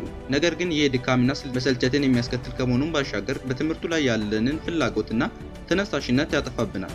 ስለዚህ ስናጠና ማስታወሻ መውሰድ ጠቃሚ ሆኖ ሳለ ነገር ግን የቤት ስራና አሳይመንት አይነት ጥያቄዎች ሲመጡ የማንጠቀምበት ከሆነ ፋይዳ የለውም። ስለዚህ በእነዚህ ጊዜያት ማስታወሻዎችን መጠቀም የተሻለና ምን እንደጠየቅን በግልጽ እንድናቅ ያደርገናል። አራተኛ፣ አሳይመንት ወይም ሆምወርካችሁን ከማስገባታችሁ በፊት ቼክ አድርጉ። አብዛኛው ጊዜ ተማሪዎች አሳይመንታቸውን ወይም የቤት ስራቸውን በአስስልም ፈተናቸውን ለሚያስረክቡት አካል ሲሰጡ ድጋሚ አያጣሩትም። በዚህም ምክንያት በትናንሽ ስህተቶች እጅግ በጣም ብዙ ውጤታቸው እንዲበላሽና ከጠበቁት በታች እንዲወርድ ያደርጋል። ስለዚህም ጥያቄዎችን ከማስረከባችን በፊት ቼክ ማድረግ ወይም መልሰን ማጣራት ከሚሰጠን ጥቅም አንዱና ዋነኛው የተሳሳትነው ነገር ካለ እንድናርምና እንድናስተካክለው ሲሆን በመቀጠልም ደግሞ ሳንሰራ ወይም ለበኋላ ብለን ያለፍነው ጥያቄ ካለ እንድንሰራና እርግጠኛ እንድንሆን ማድረግ መቻሉ ነው። በዚህም ሁኔታ 100% እርግጠኛ ስትሆኑ አስረክቡ። በዚህም ውጤታችሁ ሲሻሻል አይታችሁ መገረማችሁ አይቀርም። አምስተኛ፣ ስልካችሁን በመጠቀም ጤናማ የጥናት ልማድን መገንባት። አብዛኛው ተማሪ ስልኩን የሚጠቀመው ለተሻለና እርሱን ለሚያሳድገው ነገር አይደለም። ከዚህም ይልቅ ለማይጠቅሙና የተሻለ ውጤትን ለማያስገኝለት ጉዳይ ነው። አንደኛና ዋነኛው የአጠናን ስልታችሁን በስልካችሁ የምትመሩበት አፕሊኬሽን ፎከስ ቱዱ ይባላል። አፕሊኬሽኑ ፖሞዶሮ ቴክኒክን የሚጠቀም ሲሆን ለ25 ደቂቃዎች እንድታጠኑ ያደርጋችሁና የ5 ደቂቃ ረፍት ይሰጣችኋል። ይህም አፕሊኬሽን ሰራተኞችን ሀብታም፣ ተማሪዎችን ጂኒየስ ያደረገ አፕሊኬሽን ነው። አጠቃቀሙን እንዴት ሊያውቅ የምትሉ ከሆነ አሁን ሙሉ አጠቃቀሙን ከ እስከ ፒ ያሳያችኋለሁ። አብረን ወደ ስልክ ስክሪን እንሄድና ሰላም፣ አሁን ያለነው የስልክ ስክሪን ላይ ነው። እንግዲህ ሙሉ ለሙሉ የፎከስ ቱዱ አፕሊኬሽን አጠቃቀም አሳያችኋለሁ። እንግዲህ ይሄ ነው የምትመለከቱት ነው ፎከስ ቱዱ አፕሊኬሽን ማለት ይህ ከፊት ለፊት የምትመለከቱት አፕሊኬሽን ሲሆን አሁን ወደ እሱ ውስጥ እንገባለን። ከዚያም በመቀጠል ከላይ የምትመለከቱትን ያቺን ቀስት አንድ ጊዜ ወደታችን እንጫናታለን። ስንጫነው እንደዚህ ይመጣልናል። ከዛም በመቀጠል ፕሮጀክቶችን አድ እያደረግን እንሄዳለን ማለት ነው። ፕሮጀክት ማለት የምንሰራው ስራ ወይም የምንተገብረው ተግባር ወይም እናጠናው ጥናት ሊሆን ይችላል። እዛ ውስጥ እንመዘግባለን ማለት ነው። ፕሮጀክታችንን ስንጫን እንደዚህ ሆኖ ሲመጣልን እንግዲህ በመጀመሪያ ኔሙን እንሞላለን። ለምሳሌ እኔ ስቴዲ ያልኩኝ፣ ከዚያ ቀለም መረጥኩለት። ከዚያም በመቀጠል ከላይ የምትመለከቱትን ደን የምትለዋን እንጫናታለን። ልክ እንደዚህ ስነካው እንደዚህ ይመጣልናል። ከዚያም ስቴዲ አሁን የሰራነው ታስክ ላይ ስቴዲ የሚለው ውስጥ እንገባለን። እንደዚህ ይመጣልናል። ከዛ ታስክ እንጨምራለን ማለት ነው። ስቴዲ ውስጥ ምንድነው የምታጠኑት? ለምሳሌ ጂኦግራፊ ሊሆን ይችላል፣ ሂስትሪ ሊሆን ይችላል። ለምሳሌ ደግሞ ኮርስ ለሚያጠና ኮርስ አልኩለት። እዛች ጋር ሳብጀክቶቻችሁን መጻፍ ትችላላችሁ፣ ኮርሶችን መጻፍ ትችላላችሁ። አሊያም ደግሞ ኮርስ ብቻውን ብላችሁ ማስቀመጥ ትችላላችሁ። ያው እንደናንተ ፍላጎት ይወሰናል ማለት ነው። ከዛ ኮርስ ካልኩ በኋላ ከስር በኩል የምትመለከቷትን ደን የምትለዋን እንጫናታለን ማለት ነው። ልክ ደን ስንል እንደዚህ ይመጣልናል። ታስክ መጨመር እንችላለን። ከዚህም በተጨማሪ ታስኮችን መጨመር እንችላለን። ለምሳሌ ሳብጀክት ብዬ ጻፍኩኝ እኔ፣ ከዛም አዳረኩኝ ማለት ነው። ከዛም በመቀጠል መጀመሪያ የሰራነው ኮርስ የሚለውን ክሊክ እናደርገዋለን። በመቀጠል ፕራዮሪቲ የምናስቀምጥበት ቦታ ባንዲራዋ ምልክት እንደሚያሳየው እንደዛ ሆኖ ይመጣልናል። ከዛ በኋላ ክሊክ አድርገናው ሃይ ፕራዮሪቲ ላይ አደርገዋለሁ። ለምሳሌ እኔ በጣም ቅድሚያ የሚሰጠው ነገር ስለሆነ ለማጥናት ቅድሚያ ሰጣለሁ። ለዛ ሃይ ፕራዮሪቲ ላይ አስቀምጠዋለሁ ማለት ነው። ከዛ የፖሞዶሮ መጠኑን አስቀምጥ ይለኛል። አንድ ጊዜ ክሊክ አደርገዋለሁ ማለት ነው። ልክ እንደዛ ሲያደርግ ቁጥራዊ አሃዝ አለ፣ እሱን እንመርጣለን ማለት ነው። ምን ያህል ፖሞዶሮ ነው የምንጠቀመው? 5 ሊሆን ይችላል፣ 6 ሊሆን ይችላል፣ ከዛም በላይ ልናስቀምጠው እንችላለን። በዚህ በኩል ደግሞ የምታዩት ደቂቃ ነው። የፈለጋችሁትን ደቂቃ ያህል ማስቀመጥ ትችላላችሁ። የፈለጋችሁትን ያህል ጊዜን መመደብ ትችላላችሁ። ለምሳሌ ከዚህ በፊት በሰራሁት ቪዲዮ ላይ እንዳስቀመጥኩት ከ35 እስከ 40 ደቂቃ አጥንተን የ10 እና 15 ደቂቃ እረፍት መውሰድ በጣም አሪፍ ነው። ነገር ግን እኔ 25 ደቂቃው ላይ አስቀምጠዋለሁ፣ ምክንያቱም ፖሞዶሮ ቴክኒክ መጠቀም ስለሚፈልግ ማለት ነው። ከዚያም ደን እንለዋለን። ከዛ በመቀጠል ዴት እናስቀምጣለን ማለት ነው። ለምሳሌ እኔ ዛሬ ነው መጀመር የሚፈልገው ካልኩ ዛሬ ላለው፣ ቱሞሮ ከሆነ ቱሞሮ ትላላችሁ። እናም ቱዴይ ላይ አስቀምጠዋለሁ ማለት ነው። ከዛም ደን እለዋለሁ ከስር ያለውን ማለት ነው። ከዛም ደን አደረግኩት። አሁን ቀጠል ሪማይንደር የሚለው ውስጥ እንገባለን። ሪማይንደር ማለት መቼ ነው ማጥናት የምትፈልጉት? ለምሳሌ ደቂቃ አስቀምጣችሁ ልክ እንደምትመለከቱት ከስር በኩል ደቂቃ አስቀምጣችሁለት በፈለጋችሁ ሰዓት በፈለጋችሁት ጊዜ ውስጥ እንደ አላርም እናንተን ቀስቅሶ በዚህ ሰዓት አጥና እንዲላችሁ ማድረጊያ ቦታ ነው ማለት ነው። ስለዚህ ሪማይንደርን መጠቀም ትችላላችሁ። ሪማይንድ እንዲያደርጋችሁ ታደርጋላችሁ። ስለዚህም አለው ትሉታላችሁ እዚች ጋር። በመቀጠል ደግሞ ሪፒት የምትል ነገር አለች። ይሄ ማለት በየቀኑ ለምሳሌ ዛሬ አጥንታችሁ ከጨረሳችሁ በኋላ ነገ ለማጥናት ስትፈልጉ ቱዴይ ላይ እንዲያደርግላችሁ ማድረጊያ ነው። ስለዚህ ሁሉንም ኤቭሪ ታይም ብታደርጉት ይሻላችኋል። ለምሳሌ ከሰኞ እስከ እሁድ ያለውን ሁሉ ሰሌክት አድርጋችሁ ከዛ አንድ ላይ እንዳለ ደን ትሉታላችሁ። ይህንም ማድረጋችሁ እጅግ በጣም ጠቃሚና ወሳኝ ነገር ነው። ከዛም በመቀጠል ከስቴዲ እንወጣለን ማለት ነው። ልክ እንደምትመለከቱት ሪፒት እያደረጋችሁ በየቀኑ ሪሳይክል እያደረጋችሁ እንደ አዲስ ማጥናት ትችላላችሁ። ለምሳሌ ዛሬ ላይ ያለው ቱዴይ ላይ ነው እንደምትመለከቱት። እጅግ በጣም አሪፍ ቦታ ነው ማለት ነው።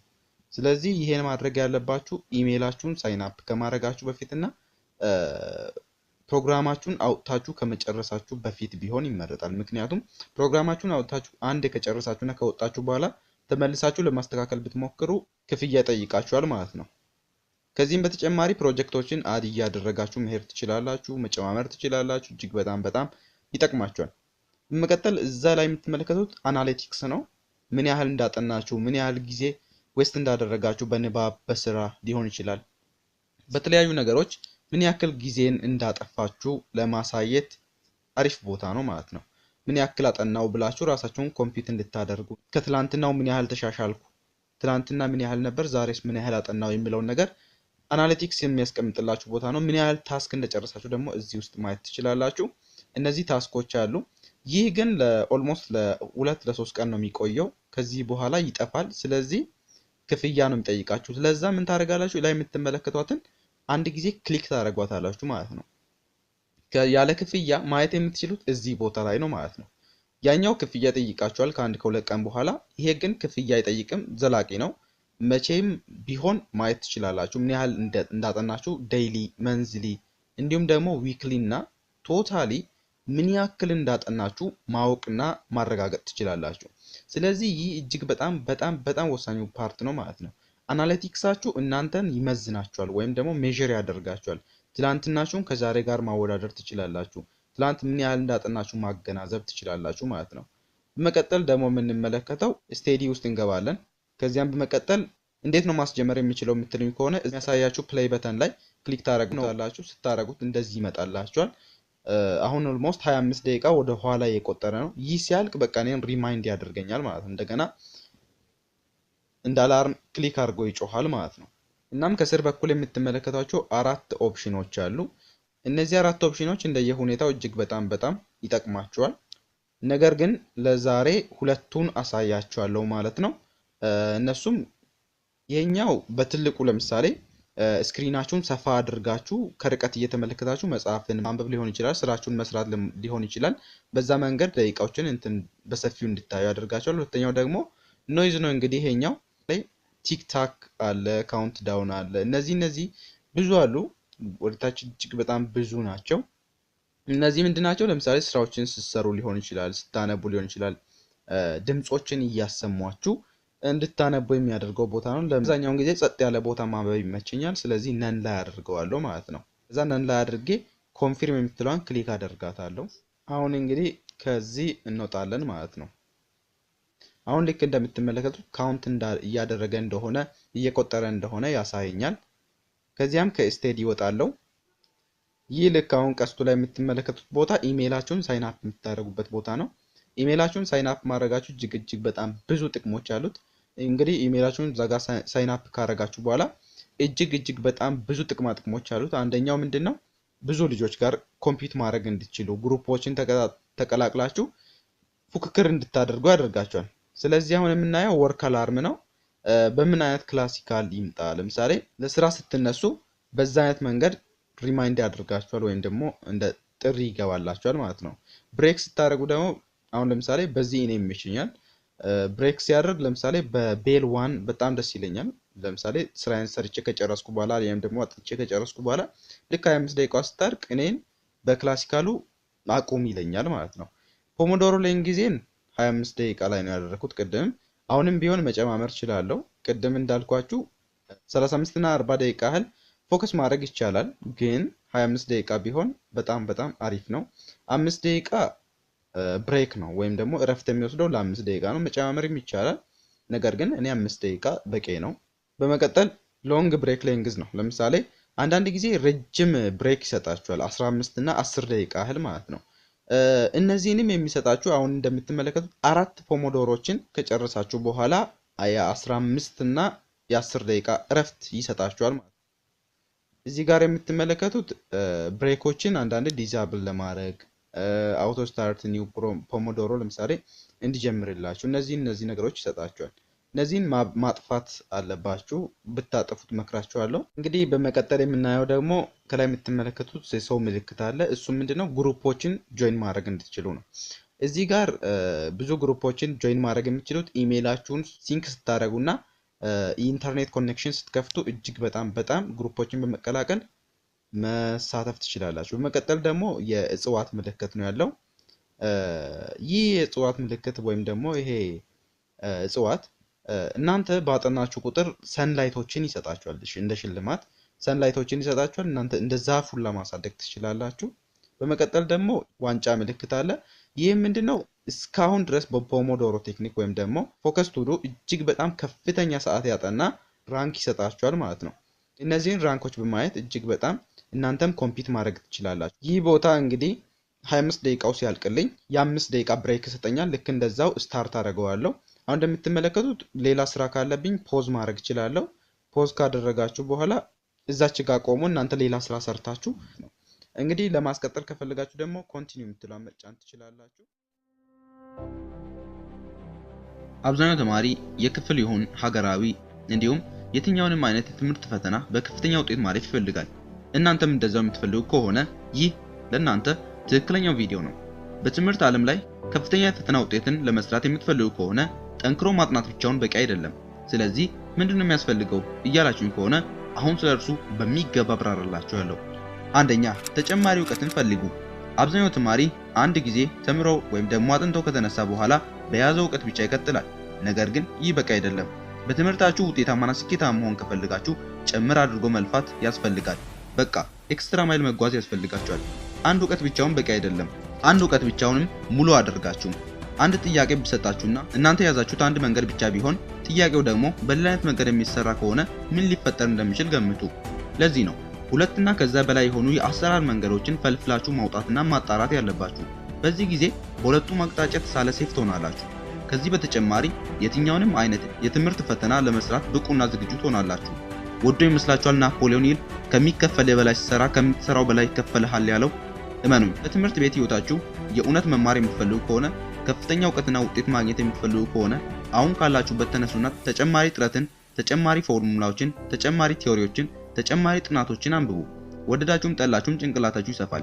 ጨመር አድርጋችሁ ከተለያዩ ኢንተርኔት ዌብሳይት ይሁን ከፈለጋችሁበት መጽሐፍ ሊሆን ይችላል፣ ከአጋዥ መጽሐፍት፣ ከላይብረሪ ከተቻላችሁ ተጨማሪ ከትምህርታችሁ ጋር የሚሄድ ፎርሙላዎችን፣ ትምህርቶችን፣ ቲዮሪዎችን ሊሆን ይችላል መፈልፈልና ማውጣት አለባችሁ። ወደዳችሁም ጠላችሁም ዕውቀታችሁ ያድጋል። እውነቴን ነው የምላችሁ፣ ከሰነፍ ተማሪዎች ትለያላችሁ። ብዙ ተማሪዎች እናንተን መከተል ይጀምራሉ። ታዲያ ምን ጠብቃላችሁ? ተነሱና አድርጉት። ከዚያም ዕውቀታችሁ ሲያድግ አይታችሁ መገረማችሁ አይቀርም። ሁለተኛ፣ ብዙ ጥያቄዎችን ስሩ። አብዛኛው ተማሪ ስለተነበበ ብዙ ስለተጠና ብቻ ውጤት የሚመጣ ይመስላችኋል። ነገር ግን እውነታው እንደዛ አይደለም። ጥያቄ መስራት የትኛውም አይነት ጥናት ሊተካው አይችልም። አብዛኛውን ጊዜ ጥያቄ መስራት ዕውቀትን ከመስጠት ባሻገር ትኩረት የማድረግ አቅማችሁና ያለመርሳት አቅማችሁን እንዲሁም መረጃዎችን ከሾርት ተርም ሜሞሪ ወደ ሎንግ ተርም ሜሞሪ ወይም ደግሞ ከአጭሩ ማህደረ ትውስታ ክፍል ወደ ረጅሙ ማህደረ ትውስታ ክፍል ለማሸጋገር እጅግ በጣም ውጤታማነቱ የተረጋገጠበት ጉዳይ ነው። እጅግ ውጤታማ ተማሪዎችም ያደርገናል።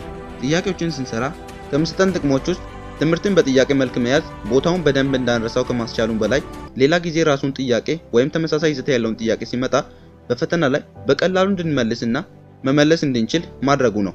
ይህ ደግሞ ውጤታችንን እንድናሻሽልና ከፍተኛ ነጥብ እንድናመጣ ያደርገናል።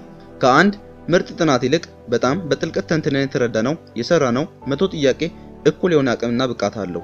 እስቲ ያስቡት፣ አንድ ተማሪ ለአንድ ዓመት በየቀኑ 100 ጥያቄዎችን ቢሰራ በ360 ቀን ውስጥ 36500 ጥያቄዎችን መስራት ይችላል። ከዚህ በላይ ታዲያ ሜጋማይንድ አለ።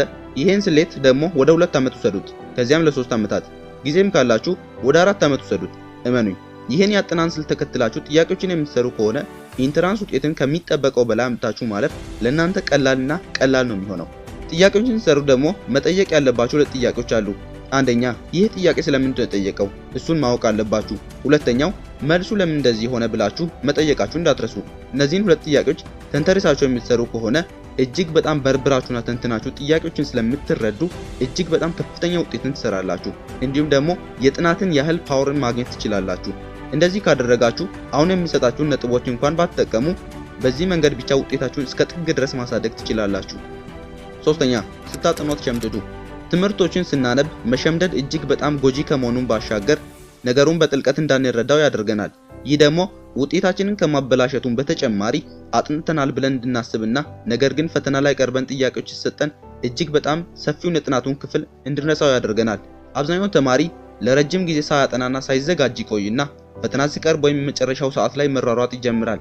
በዚህ ጊዜ በጥልቀት ከማጥናት ይልቅ ሽምደዳን እንደ አንድ አቋራጭ መንገድ ይመርጣል። ነገር ግን በዚህ ጊዜ ትምህርቱ ለጊዜው የገባቸው ቢመስልም በማግስቱ 90% ወይም ከዛ በላይ የመርሳት ሁኔታ ይከሰትባቸዋል። ይህም የተከሰተበት ምክንያት ያጠኑት ጥናት የተቀመጠው ፎር ብሬን ውስጥ ስለሆነ፣ ይህም ማለት በአጭሩ የማህደረ ትውስታ ክፍል ውስጥ ስለሆነ ያጠኑት ጥናት ወዲያውኑ በኖ ይጠፋል ወይም ተኖ ይጠፋል። ቅድም እንዳልኳችሁ አብዛኛው ተማሪ ፈተናው ነገ ነው ሲባል ትኩስ ቡና በላይ ሻይ ስፕሪስ በላይ ያደርጋል ወይም ይልፋል። ነገር ግን በዚህም ምክንያት በማግስቱ ከማያውቀው ጥያቄ ጋር ይፋጠጣል። በዚህም ውጤቱ ሲበላሽ አይቶ ያዝናል። ነገር ግን ከማዘኑና ከመማረሩ በፊት እስቲ ዞር ብለን እንፈትሽ። ችግሩ ያለው ተማሪው ጋር ነው። በአንድና በ2 ሰዓት ሌክቸር ወይም አስተማሪ ለረጅም ወራት ሲማር የነበረውን ትምህርት በአንድ ቀን ንባብ የምንባብ በአንድ ቀን ሽምደዳ ጨረሰው እና እንዴት ብሎ ነው አሪፍ ውጤት ሊያመጣ የሚችለው? እና ታዲያ እንዴት ነው ከፍተኛ ውጤት መስራት የሚችለው የምትሉኝ ከሆነ ቀድማችሁ መጀመር፣ ተረጋግታችሁ መጨረስ ነው ይላችኋለሁ። ይህም ማለት ቀድማችሁ መጀመርና ትምህርቱን መጀመሪያ ላይ በሰፊው ማንበብ ከዛም ማጥናት፣ በስተመጨረሻም ፈተናው ደርሷል ሲባል ወይም ማስታወሻ ታነባላችሁ ወይም ደግሞ የቀራችሁን ትንሽ ነገር ታነባላችሁ። ምክንያቱም ከጎበዝ ተማሪ መለያ ባህሪያት ውስጥ አንዱ ቀድሞ ይጀምራሉ፣ ተረጋግተው ይጨርሳሉ። ከዚያም የፈተና ጊዜ ማስታወሻቸውን ደግሞ ይከልሳሉ። በዚህም ውጤታቸውን ከፍ ያደርጋሉ። እስቲ ቀድሞ ስለመጀመር በቀጣዩ ነጥብ ላይ በሰፊው እንመልከት። አራተኛ፣ ቀድማችሁ አጥኑ። አብዛኛውን ጊዜ ክፍል ውስጥ ትኩረት ማድረግ ያቅተኛል የምትሉ ከሆነ ይህ በጣም እጅግ በጣም የሚጠቅማችሁ ነጥብ ነው። ቀድሞ ማጥናት በክፍል ውስጥ ትኩረት ማድረግ እንድንችልና አስተማሪያችንን በንቃት እንድንከታተል ያስችለናል። በዚህ ጊዜ አስተማሪያችን ምን እያለ እንደሆነ እግር በእግር እየተከታተልን እንድንረዳውና ካጠናነው በተጨማሪ ዕውቀት እንድናገኝ ያስችለናል። ስለዚህ ከእያንዳንዱ ክላስ በፊት የምትማሩትን ማጥናት ከቻላችሁ አስተማሪያችሁ የሚያስረዳችሁን ትምህርት አዲስና ግራ የሚያጋባ አይሆንባችሁም። በዚህ ጊዜ ትኩረት የማድረግ አቅማችሁ ከፍ ይላል። እንዲሁም ደግሞ ንቁ እንድትሆኑም ያደርጋችኋል። ንቁ ናችሁ ማለት ደግሞ የምትማሩት ይገባችኋል ማለት ነው።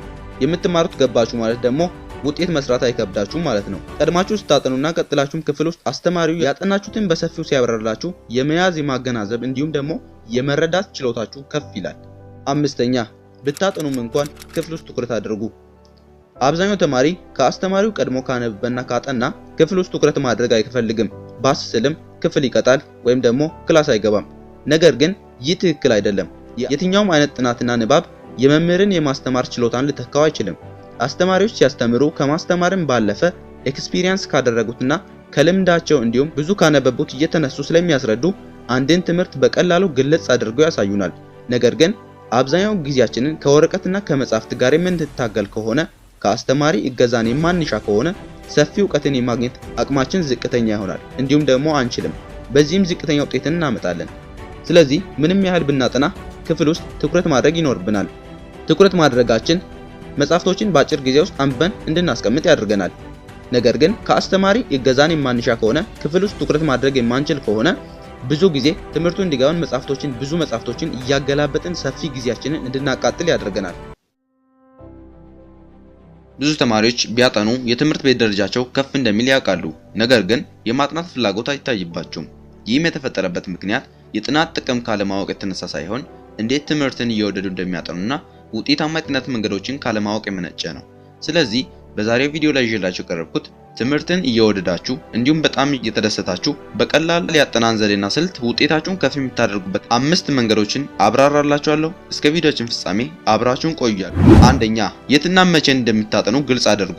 አንዳንድ ተማሪዎች እያጠና ነው ስትሉት አዎን ይላል። ነገር ግን የት ስትሉት ምላሽ የለም። ይህም የተፈጠረበት ምክንያት ብዙ ጊዜ የምናጠናው መኝታ ላይ አሊያም ሶፋ ላይ ነው። ይህ ግን ትክክል አይደለም። ምክንያቱም አልጋና ሶፋ አብዛኛውን ጊዜ ለእረፍት የሚመረጡ ቦታዎች ናቸው እንጂ ለጥናት የሚመከር ቦታ አይደለም። ከዚህ ይልቅ ደረቅ ያለ ወንበርና ለጥናት ያመቻቻችሁት ቦታ ካለ እዚያ ብታጠኑ ይመከራል። ከዚህም በተጨማሪ ሁልጊዜ ለጥናት የተመቻቸና ቋሚ የሆነ ቦታ ስታስቀምጡ ከማጥናት ሱስ እንዲይዛችሁና ተነስታችሁ እንድታጠኑ ይገፋፋችኋል። ስለዚህ ይህ ደግሞ የጥናት ፍላጎታችሁን ከፍ ማድረግ ነገሮችን በቀላሉ እንድትይዙ ያደርጋችኋል። አንድ ጥሩ የሚሆን መጥፎ ልማድን መልመድ የፈለገ ሰው የሚፈልገውን ልማድ በተመሳሳይ ጊዜና በተመሳሳይ ቦታ የሚያደርገው ከሆነ ያ ነገር ወደደውም ጠላውም ሱስ መሆኑ አይቀርም። ያ ሰው ከረጅም ጊዜ በኋላ እንኳን ቢሆን በዚያ ጊዜና በዚያ ቦታ ሲያልፍ ቀድሞ ትዝ የሚለው ያ ልማዱና ያ የለመደው ሱስ ነው። ስለዚህ የጥናት ፍላጎታችሁን ከፍ ማድረግ የምትፈልጉ ከሆነ ጥናት ስታደርጉ በተመሳሳይ ቦታና በተመሳሳይ ጊዜ ውስጥ አድርጉት። ይህን ስታደርጉ ያጠናችሁት ጥናት ስትጠየቁ በቀላሉ አትረሱም ማለት ነው። በተመሳሳይ ቦታ እሺ ያጠናው በተመሳሳይ ጊዜ እንዴት ሊያጠና እችላለሁ? በጣም ተደራራቢ ስራ ጫና አለብኝ የምትሉ ከሆነ ክፍለ ጊዜ አውጡላችኋለሁ። በመጀመሪያ ምን አይነት ስራ እንዳለባችሁ ለይታችሁ መዘርዘር አለባችሁ። ከዚያ በኋላ የትኛው የስራ አይነት በየትኛው ጊዜ መከናወን እንዳለበት ለይታችሁ ወቁና በወረቀት ላይ በሰዓታት አስፍሩት። ከዚያ ውስጥ ደግሞ የጥናት ጊዜያችሁን መመደብ ይገባችኋል። በዚህ ሁኔታ የትና መቼ ማጥናት እንዳለባችሁ በደንብ አጥርታችሁና ለይታችሁ ማወቅ ትችላላችሁ ማለት ነው። ሁለተኛ፣ ሁል ጊዜ ራሳችሁን ገምግሙ። አብዛኛው ተማሪ አጥንቶ ከተነሳ በኋላ ያለምንም ጥያቄ መስራት መጽሐፉን ዘግቶ ያስቀምጣል። ይህ ግን ተገቢ አይደለም። ከዚህ ይልቅ ጥያቄዎችን መስራት ጥናቱ ምን ያህል እንደገባን ለማረጋገጥና ያጠናነው ለረጅም ጊዜ ሳንረሳ እንድንቆይ ያስችለናል። የበላነው የሚወራረደው በውሃ ነው፣ ያጠናነው ደግሞ የሚወራረደው በጥያቄ ነው። ስለዚህ ጥያቄዎችን መስራት ያጠናነውን ነገር በደንብ እንድንይዘውና በውስጣችን እንድናዋህደውና እንድናስቀረው ያስችለናል። ስለዚህ ጥያቄዎችን ከየት እናገኝ የምትሉኝ ከሆነ ጥያቄዎችን በሁለት አይነት መንገድ ማውጣት ይቻላል። አንደኛው ወደ ጥናቱ ከመግባታችን በፊት በቅድመ ገረፍታ ንባብ ያገኘናቸው ርዕሶችና ንዑስ ርዕሶች ላይ ተመስርተን ጥያቄዎች ማውጣት ሲሆን፣ ሁለተኛው ደግሞ ከዚህ በፊት የወጡ የትምህርት ቤት ወይም ሀገራዊ ፈተና ሊሆን ይችላል ከጥናታችሁ ጋር የሚገናኘውን መርጣችሁ በመውጣት መስራት ትችላላችሁ። እነዚህንም በመጠቀም በትምህርቱ ላይ ያለንን አቋም መፈተሽና ራሳችንን መገምገም ይገባናል። በየጊዜው ከተማራችሁ ወይም አጥንታችሁ ከተነሳችሁ በኋላ ራሳችሁን በጥያቄ ገምግሙ። ራሳችሁን በጥያቄ መገምገም ያጠናችሁ ለረጅም ጊዜ ሳትረሱ እንድትቆዩት ያደርጋችኋል። በትምህርታችሁ ውጤታማ መሆን የምትፈልጉ ከሆነ ከእያንዳንዱ ጥናት በኋላ ከጥናታችሁ ጋር የሚሄዱ ጥያቄዎችን መስራት ያስፈልጋችኋል። ይህን ማድረጋችሁ ሌላ ጊዜ ጥያቄው ፈተና ላይ ቢመጣ በቀላሉ መመለስ እንድትችሉና ውጤታችሁ ከፍ ለማድረግ እጅግ በጣም ጠቃሚ መንገድ ነው። ያላችሁን እውቀት ከፍ በማድረግ በትምህርቱ ላይ ያላችሁን ችሎታ ይጨምራል። በቃ የጊዜ ጉዳይ ነው እንጂ ትምህርቱን ማስተር ማድረጋችሁ አይቀርም። ሶስተኛ፣ የፌይንማን ጽንሰ ሐሳብን ተከተሉ። ይህ ጽንሰ ሐሳብ የሚያሳየው ለሰዎች በማስረዳት ራሳችሁ መረዳትን ነው። አብዝታችሁ መያዝ የምትፈልጉትንና መርሳት የማትፈልጉትን ቦታ ለሰዎች ያስረዱ። አብዛኛውን ጊዜ በደንብ አጥርታችሁ ማወቅ የምትፈልጉትን ቦታ ለሰዎች ማስረዳት የትምህርት ውጤታችሁን ከፍ ለማድረግ መተኪያ የሌለው ምርጥ መንገድ ነው። ሁለተኛም ራሳችሁን መፈተሻ ነው። ምክንያቱም ለሰዎች ስታስረዱ እናንተ ምን ያህል እንደተረዳችሁ እንዲሁም እንደገባችሁ እንድታውቁ ያስችላችኋል።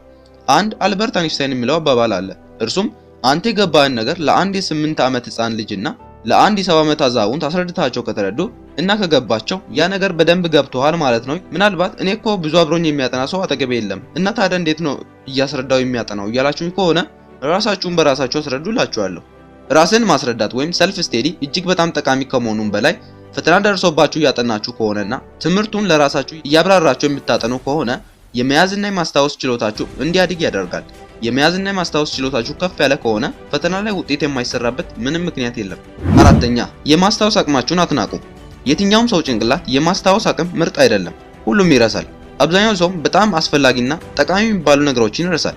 ስለዚህ ማድረግ ያለባችሁ መርሳት የማትፈልጉትን ነገር በወረቀት ጽፋችሁ መደርደር ሊጠበቅባችሁ ይችላል። ስለዚህ እኔ እኮ እረሳለሁ ብላችሁ በራሳችሁ እንዳታዝኑ። ነገር ግን እረሳለሁ እያላችሁ በራሳችሁ የምታዝኑና የምትናደዱ ከሆነ ቢያጠና ማይያዝልኝም ብላችሁ ስለምታስቡ የጥናት ፍላጎታችሁን ትገድሉታላችሁ። በዚህ ጊዜ የትምህርት ፍላጎታችሁም አብሮ ይቀንሳል ማለት ነው። በዚህም ውጤታችሁ ሲወርድ አይታችሁ እጅግ በጣም ማዘናችሁ አይቀርም። ስለዚህ አጥንታችሁ እንዳትረሱ ከእናንተ የሚጠበቀው ትኩረት ነው። ያለ ትኩረት የሚጠና ጥናትና ያለ ትኩረት የሚሰራ ስራ ውጤቱ ጥሩ አይሆንም። ከጥቂት ጊዜያት በኋላ መርሳታችን አይቀርም። ስለዚህ ስታጠኑ በሙሉ ትኩረት አጥኑ። በሙሉ ትኩረት አጥኑ ማለት ስታጠኑ ተደራራቢ የሆኑ 3-4 ስራዎችን በጎን አትስሩ። ለምሳሌ በአንድ በኩል እያጠናችሁ ነው፣ በአንድ እጃችሁ ደግሞ ከጓደኞቻችሁ ጋር በስልክ ቻት እያደረጋችሁ ነው፣ ከጎን ደግሞ ቲቪ ተከፍቷል። በዚህ ሁኔታ እንዴት ነው ትኩረት ማድረግ የምትችሉት? ስለዚህ ነው በመጀመሪያው ነጥብ ላይ የትና መቼ ማጥናት እንዳለባችሁ ማወቅ የሚገባችሁ። በትኩረት ለማጥናት የሚመቻችሁ ቦታ መርጣችሁ በሚገባና በጥልቀት ለማጥናት ሞክሩ። በመቀጠልም ያጠናችሁትን ላለመርሳት ከፈለጋችሁ ማስታወሻ ያዙ። አብዛኛውን ጊዜ አጥንተን ከተነሳን በኋላ በማግስቱ 40% በላይ የሆነውን የጥናቱን ክፍል እንረሳዋለን። ታዲያ ማስታወሻ መያዝ የሚጠቅመው እዚህ ጋር ነው። የረሳነውን መረጃ መልሶ ስለሚያስታውሰን መጽሐፉን ደግመን ማንበብ ሳይጠበቅብን በቀላሉ የጠፋብንን ወይም የረሳነውን መረጃ መልሰን እናገኘዋለን። ማስታወሻ ራሱ ከነስሙ ማስታወስን ያመለክታል። አብዛኛውን ጊዜ በዚህ ቻናል ማስታወሻ ያዙ የምንለው የመርሳት እድላችንን ስለሚቀንስም ጭምር ነው። አምስተኛ የቤት ስራችሁን ከጨረሳችሁ በኋላ ራሳችሁን ሸልሙ። አብዛኛው ተማሪ የቤት ስራ ሲሰጠው በጣም አሰልቺ፣ አናዳጅና እንደ አንድ ጊዜን የሚበላ ተግባር አድርጎ ይቆጥረዋል። ነገር ግን ይህ ጥላቻው የሚቀረው የቤት ስራው ላይ ብቻ አይደለም፣ ወደ ትምህርት አይነቱም ያልፍና የትምህርት ሞራሉን ይገልበታል።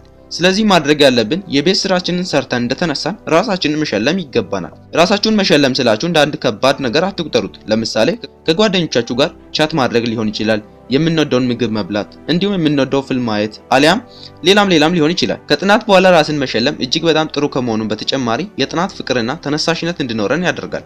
በዚህ ጊዜ ትምህርቱን እንወደዋለን ማለት ነው። ትምህርቱን ወደድ ነው ማለት ደግሞ ውጤታችንን ለማሻሻልና ለማሳደግ የማንንም ጉትጎታ አንፈልግም ማለት ነው። ጭንቅላታችን ደግሞ ይሄን የቤት ስራ ከጨረስኩ ያንን ሽልማት አገኛለሁ ብሎ ስለሚያስብ በንቃትና በሞራል ስራውን ይሰራል። ስለዚህ ከእያንዳንዱ ጥናትና ከእያንዳንዱ የቤት ስራ በኋላ ራሳችሁን መሸለም ይገባችኋል። ይህም የትምህርት ፍቅርና ፍላጎታችሁን ከፍ ያደርጋል ማለት ነው። ጭንቅላታችሁ ፓወርፉል እንደሆነና ጎበዝ ተማሪ መሆን እንደምትችሉ ታምናላችሁ? መልሳችሁ አዎን ከሆነ ትክክል ናችሁ።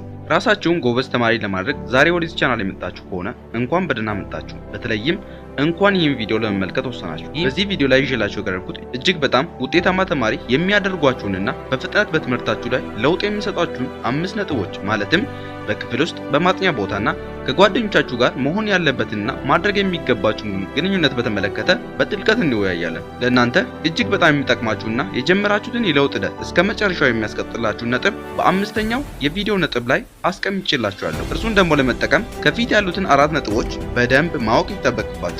አንደኛ፣ ክላስ አትቅጡ። ምናልባት ትምህርቱን አትወዱትም ይሆናል፣ አስተማሪውም ላይመቻችሁ ይችላል።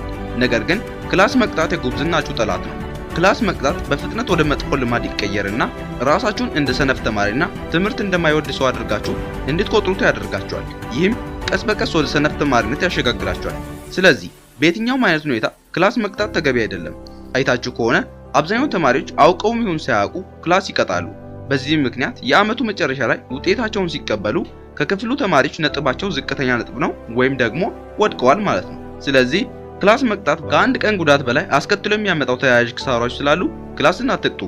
በተለይ ደግሞ አስተማሪያችሁ የሰጣችሁ ሐሳብ ሊሆን ይችላል፣ ትንሽ እንኳን ፍሬ ነገር መጻፍቶችን ስታነቡ በቀላሉ መጻፍቶቹን መረዳት እንድትችሉ እንዲሁም ደግሞ የምታጠኑት ነገር እንዲገባችሁ ስለሚያደርግ አስተማሪያችሁ የሚሰጣችሁ ትንሽ እንኳን ነጥብ ብትሆን ንቃችሁ ክላስ መቅጣት አይገባችሁ። ሁለተኛ፣ ስፔሊንጎችን ተጠንቅቃችሁ ጻፉ። ይህ አስገራሚ ነጥብ ሊመስላችሁ ይችላል፣ ነገር ግን አብዛኛው ተማሪ ክፍል ውስጥ አሊያም ቤት ማስታወሻ ሲጽፍ ለፊደላት ወይም ለስፔሊንግ አይጠነቅቅም ወይም ትኩረት አይሰጥም። በዚህም ምክንያት በትናንሽ ፊደላት ግድፈት ምክንያት እጅግ በጣም ብዙ ውጤቶቹን ያጣል።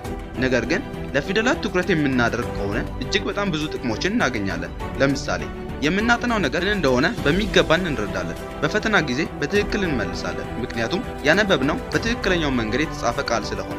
ለምሳሌ መጠንቀቅ ያለብን ስፔሊንጎች እንዲሁም ቃላቶች በጣም ተቀራራቢ የፊደላት አይነት የያዙ ቃላቶች ናቸው። እነርሱም ለምሳሌ ዜር እና ዘይር፣ ቀጥሎም ፎርም እና ፍሮም የመሳሰሉት ሊሆኑ ይችላሉ። እነዚህ ቃላት እጅግ በጣም ተቀራራቢ የፊደል አደራደር ያሏቸው ሲሆኑ እነዚህን ተጠንቅቆ በመጻፍ ለውጥ መፍጠር ይቻላል። የተሻለ የጥናት ፍላጎትና ጥሩ ውጤትን እንድታስመዘግቡ ያደርጋቸዋል። በእነዚህም ትንንሽ ስህተቶች ምክንያት ውጤታችሁ ሊበላሽም ይችላል። ስለዚህ መጠንቀቅ ይገባቸዋል። ከዚህም በተጨማሪ ስፔሊንጎችን መጠንቀቅ አንዳንድ የፈተና አይነቶች ውስጥ የስፔሊንግ ጥያቄዎች ስለሚመጡ በቀላሉ እንድትመልሱ ለሚረዳችሁ ይህን ነጥብ እንደ አንድ ጠቃሚ ነጥብ አድርጋችሁ ውሰዱት እንጂ ችላ አትበሉት። ሶስተኛ፣ የጥናት ክፍላችሁን አደራጁ። አብዛኛው የምናጠናበት ክፍል የተዝረከረከና ያልተስተካከለ ከሆነ የጥናት ፍላጎት አይኖረንም። በዚህም ምክንያት ተነሳሽነታችንና የጥናት ፍላጎታችንና ሞራላችን ይመናመናል።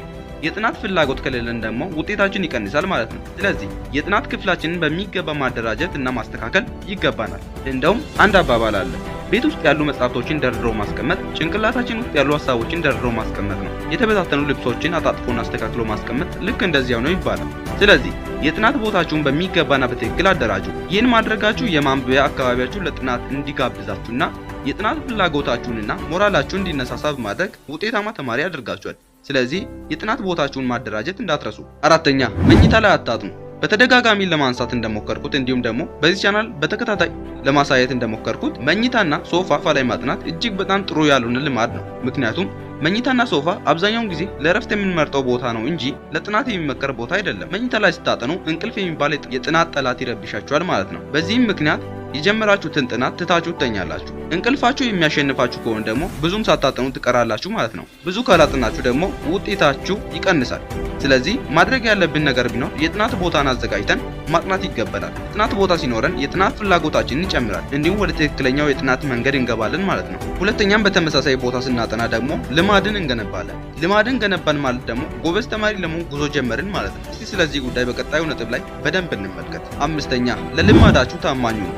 ለልማዳችሁ ታማኝ መሆን ማለት ምንም አይነት ሰበብ ከጥናታችሁ እንዳይገታችሁ ማድረግ ማለት ነው። ለምሳሌ አንድ ሰው በቃ ከዛሬ ጀምሮ ጠዋት እየተነሳ ስፖርት ሰራለሁ ይልና ከዚያ ምናልባት ለ3 ቀናት ሊተገብረው ይችላል። አሊያም ግፋ ቢል ለ1 ሳምንት በተከታታይ ሊያደርገው ይችላል። ነገር ግን ከሆነ ጊዜ በኋላ እርግፍ አድርጎ ሊተወው ይችላል። ይህም የሆነበት ምክንያት ቶሎ ለውጥን ባለማየቱ ሊሆን ይችላል። ወይም ደግሞ ጠዋት መነሳት አስጠልቶት፣ አሊያም በየቀኑ ጠዋት ሰበብ እየደረደረ ሊሆን ይችላል።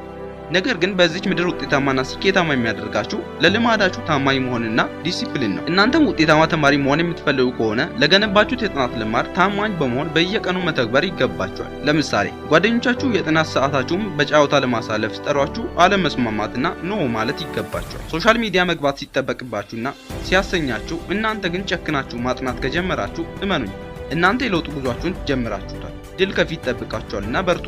ምክንያቱም እናንተ ለስሜታችሁ ተሸንፋችሁ ቶሎ ንባቡን ስላላቋረጣችሁ። የአብዛኛው ተማሪ የውጤት መውረድና ማነስ ችግሩ ከጥናት ማነስና ድክመት ሳይሆን ትንንሾቹን ነገሮች በትክክል ካለማድረግ የመነጨ ነው። እንዴ ታይታኒክ መርከብ ራሱ ያሰጠመው በውስጡ ያለው የሰዎች መተራመስና የተጫነው ዕቃ ክብደት ሳይሆን በትንሽ የአይስበርግ ግጭት በተፈጠረች ትንሽ ቀዳዳ በኩል የገባው ውሃ ነው ያን የሚያክል ግዙፍ መርከብ ያሰጠመው። ወዳጄ በዚህ ዓለም ላይ ለውጥ የሚፈጥረው አንድ ቀን ተነስተን ያደረግነው ትልቁና ከባዱ ስራ ሳይሆን በየቀኑ ያደረግነው ትንሽ ነገሮች ናቸው። አቶሚክ ሃቢት የሚለውን መጽሐፍ የጻፈው ደራሲ በመጽሐፉ ላይ ሊያሳየን እንደቻለው የአተምን ያህል ትንንሽ በየቀኑ የምናደርጋቸው ነገሮች እንዴት ህይወታችን ላይ ተጽዕኖ እንዳላቸው ቅልብጭ አድርጎ ሊያሳየን ችሏል። ለምሳሌ አንድ ቦዲ ቢልደር አሪፍ የሰውነት ቅርጽ እንዲኖረው የአመቱን ሙሉ ስፖርት በአንድ ቀን ጠቅልሎ ከመስራት ይልቅ ለአመት ያህል በየቀኑ ቢሰራ ይሻለዋል። ምክንያቱም የአመቱን ሙሉ አንድ ላይ ጠቅልሎና በአንድ ቀን ውስጥ ልስራ ብል ዳግም ስፖርት መስራት እስኪጠላ ድረስ ሊታመምና ሊጎዳ ይችላል። ስለዚህ ማድረግ ያለበት በየቀኑ ትንሽም ብትሆን የአካል ብቃት እንቅስቃሴ ቢያደርግ የጊዜ ጉዳይ ነው እንጂ የሚፈልገውን የሰውነት አቋም ሊያመጣው ይችላል። በዛሬው ቪዲዮ ላይ ይዤላችሁ የቀረብኩት እጅግ በጣም ቀላል እና ትንሽ ሀሳቦች ሲሆኑ ነገር ግን አብዛኛው ተማሪ ችላ የምላቸው በዚህም ምክንያት እጅግ በጣም ብዙ ውጤቶቹን የሚያጣባቸው ነጥቦች በዝርዝር እነግራችኋለሁ። ዛሬ ምናልባት አዲስ ነጥብ ላልሰጣችሁ እችላለሁ፣ ነገር ግን አንድ ነገር አውቃለሁ። እነዚህ ነጥቦች በአንድ ወር ውስጥ ሳታዛንፉ በማድረግ እጅግ በጣም ብዙ ለውጥ ማየት እንደምትችሉ። አንደኛ፣ ክፍል ውስጥ ከፊት ለፊት ተቀመጡ። ይህ ፈገግ የሚያስብል አባባል ሊመስል ይችላል፣ ነገር ግን አብዛኛው ጊዜ በአንድ ክፍል ውስጥ ያሉ ተማሪዎችን በሶስት ምድብ ልንከፍላቸው እንችላለን። አንደኛ፣ ጎበዝ ወይም ቀለሜ ተማሪዎች ናቸው። ሁለተኞቹ ደግሞ አቬሬጅ ወይም መደበኛ ተማሪዎች፣ ሶስተኞቹ ደግሞ ሰነፍ ተማሪዎች ናቸው። እነዚህን ተማሪዎች በክፍል ውስጥ አቀማመጥ እንደርድራቸው ካልን አብዛኛውን ጊዜ ጎበዞቹ ወይም ሜጋዎቹ ተማሪዎች የሚቀመጡት ከፊት ለፊት ነው። አቬሬጅ ተማሪዎች የሚቀመጡት ደግሞ ከክፍሉ መሃል አካባቢ ነው። ሰነፍ ተማሪዎች ደግሞ የሚቀመጡት ደግሞ የክፍሉ የኋላ ወንበሮች አካባቢ ነው። ይህ እንዴት ሆነ ስንል እጅግ በጣም ብዙ ምክንያቶችን ልናነሳ እንችላለን። ነገር ግን አብዛኛውን ጊዜ ከፊት ለፊት የሚቀመጡ ተማሪዎች ቶፕ 10 ውስጥ የመግባት እድል አላቸው። ከጀርባ የሚቀመጡት ደግሞ ዝቅተኛ ውጤትን የሚያመጡና አንዳንዴም ክላስ የሚቀጡ ከገቡም የሚረብሹ አይነቱ ናቸው። መሃል ላይ የሚቀመጡትና አቬሬጅ ተማሪዎች መካከለኛ ውጤትን የሚያመጡ ናቸው። ጎበዝም ሰነፍም አይደሉም ማለት ነው። እና ይሄን ማውራት ለምን አስፈለገ የምትሉኝ ከሆነ ክፍል ውስጥ የምንቀመጥበት ቦታ በራሱ ውጤታችን ላይ ተጽዕኖ አለው። ኢቭን ኢፍ ሰነፍ ተማሪዎች እንኳን ብትሆኑ በዚህ መንገድ ውጤታችሁን ለማሻሻል ትችላላችሁ። እንዴት ካላችሁ ክፍል ውስጥ ከፊት ለፊት ስትቀመጡ ትኩረት በማድረግ አስተማሪያችሁ ምን እያለ እንደሆነ በጥልቀትና በደንብ መረዳት ትችላላችሁ። ይህ ከሆነ ደግሞ ትምህርቱ እንዲገባችሁ ብዙ መጽሐፍቶችን ማገላበጥ አይጠበቅባችሁም። ስለዚህ ጊዜያችሁ አይቃጠልም ማለት ነው። የትኛውም አይነት የአጠናን ስልትና ዘዴ የአስተማሪን የማስተማር አቅም ሊተካው አይችልም። ምናልባት አስተማሪያችሁ የሚሰጣችሁ አንድ ነገር ብዙ የጥናት ጊዜያችሁን ሴቭ ሊያደርግላችሁ ይችላል። ስለዚህ አስተማሪያችሁን በንቃት ለመከታተልና ለመረዳት ከፊት ለፊት መቀመጥ ሁነኛ መፍትሄ ነው። ሁለተኛ፣ የጉዞ ሰዓታችሁን ተጠቀሙ።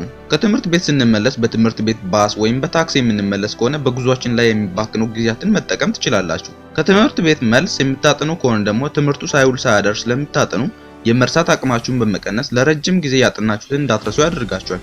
አብዛኛው ተማሪ ከትምህርት ቤት ሲመለስ ከጓደኞቹ ጋር ይጫወታል። ነገር ግን እናንተ ትኩረታችሁን በሙሉ ወደ ጥናታችሁ ስትመለሱ እጅግ በጣም ውጤታማ መሆናችሁ አይቀርም።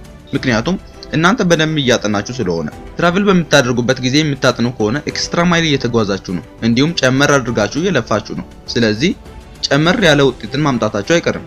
ለዛ ነው ናፖሊዮን ሂል በቲንክ ኤንድ ግሮው ሪች መጽሐፉ ላይ ከሚከፈል በላይ ስትሰራ ከምትሰራው በላይ ይከፈልሃል ያለው። እናንተም ከውጤታችሁ በላይ ስታጥኑ ከጥናታችሁ በላይ የሆነ ውጤትን ማግኘታችሁ አይቀርም። አብዛኛው ውጤታማ ተማሪ ውጤታማ ያደረገው ነገር ቢኖር ባለችው ትንሽ ጊዜ እንኳን ቢሆን ኮሚትድ ሆኖ ጥናቱን የሚጨርስ በመሆኑ ነው። ስለዚህ ጊዜያችሁን ሳታባክኑ ለመጠቀም ሞክሩ። ሶስተኛ፣ የጥናት ቦታችሁን አሟሉ። የጥናት ቦታችሁን አሟሉ ማለት ወደ ጥናት ከመግባታችን በፊት ለጥናታችን አጋዥና አስፈላጊውን ቁሳቁሶችን ማዘጋጀትና ማቀራረብ ማለት ነው።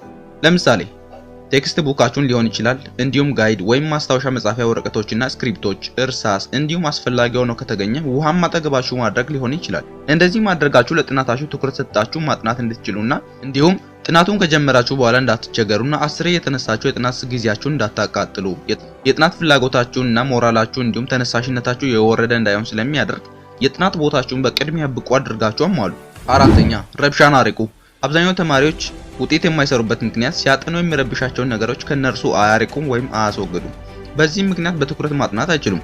ለምሳሌ አብዛኛው ጊዜ ስልካችሁን አጠገባችሁ አድርጋችሁ የምታጠኑ ከሆነ ከእያንዳንዱ ሶሻል ሚዲያ የምትገባው የምትል ኖቲፊኬሽን በጣም ትረብሻችኋለች። ጭንቅላታችሁ ደግሞ ማን መልእክት ጻፈ፣ ማን ላይክ አደረገ እያለ ይረብሸናል።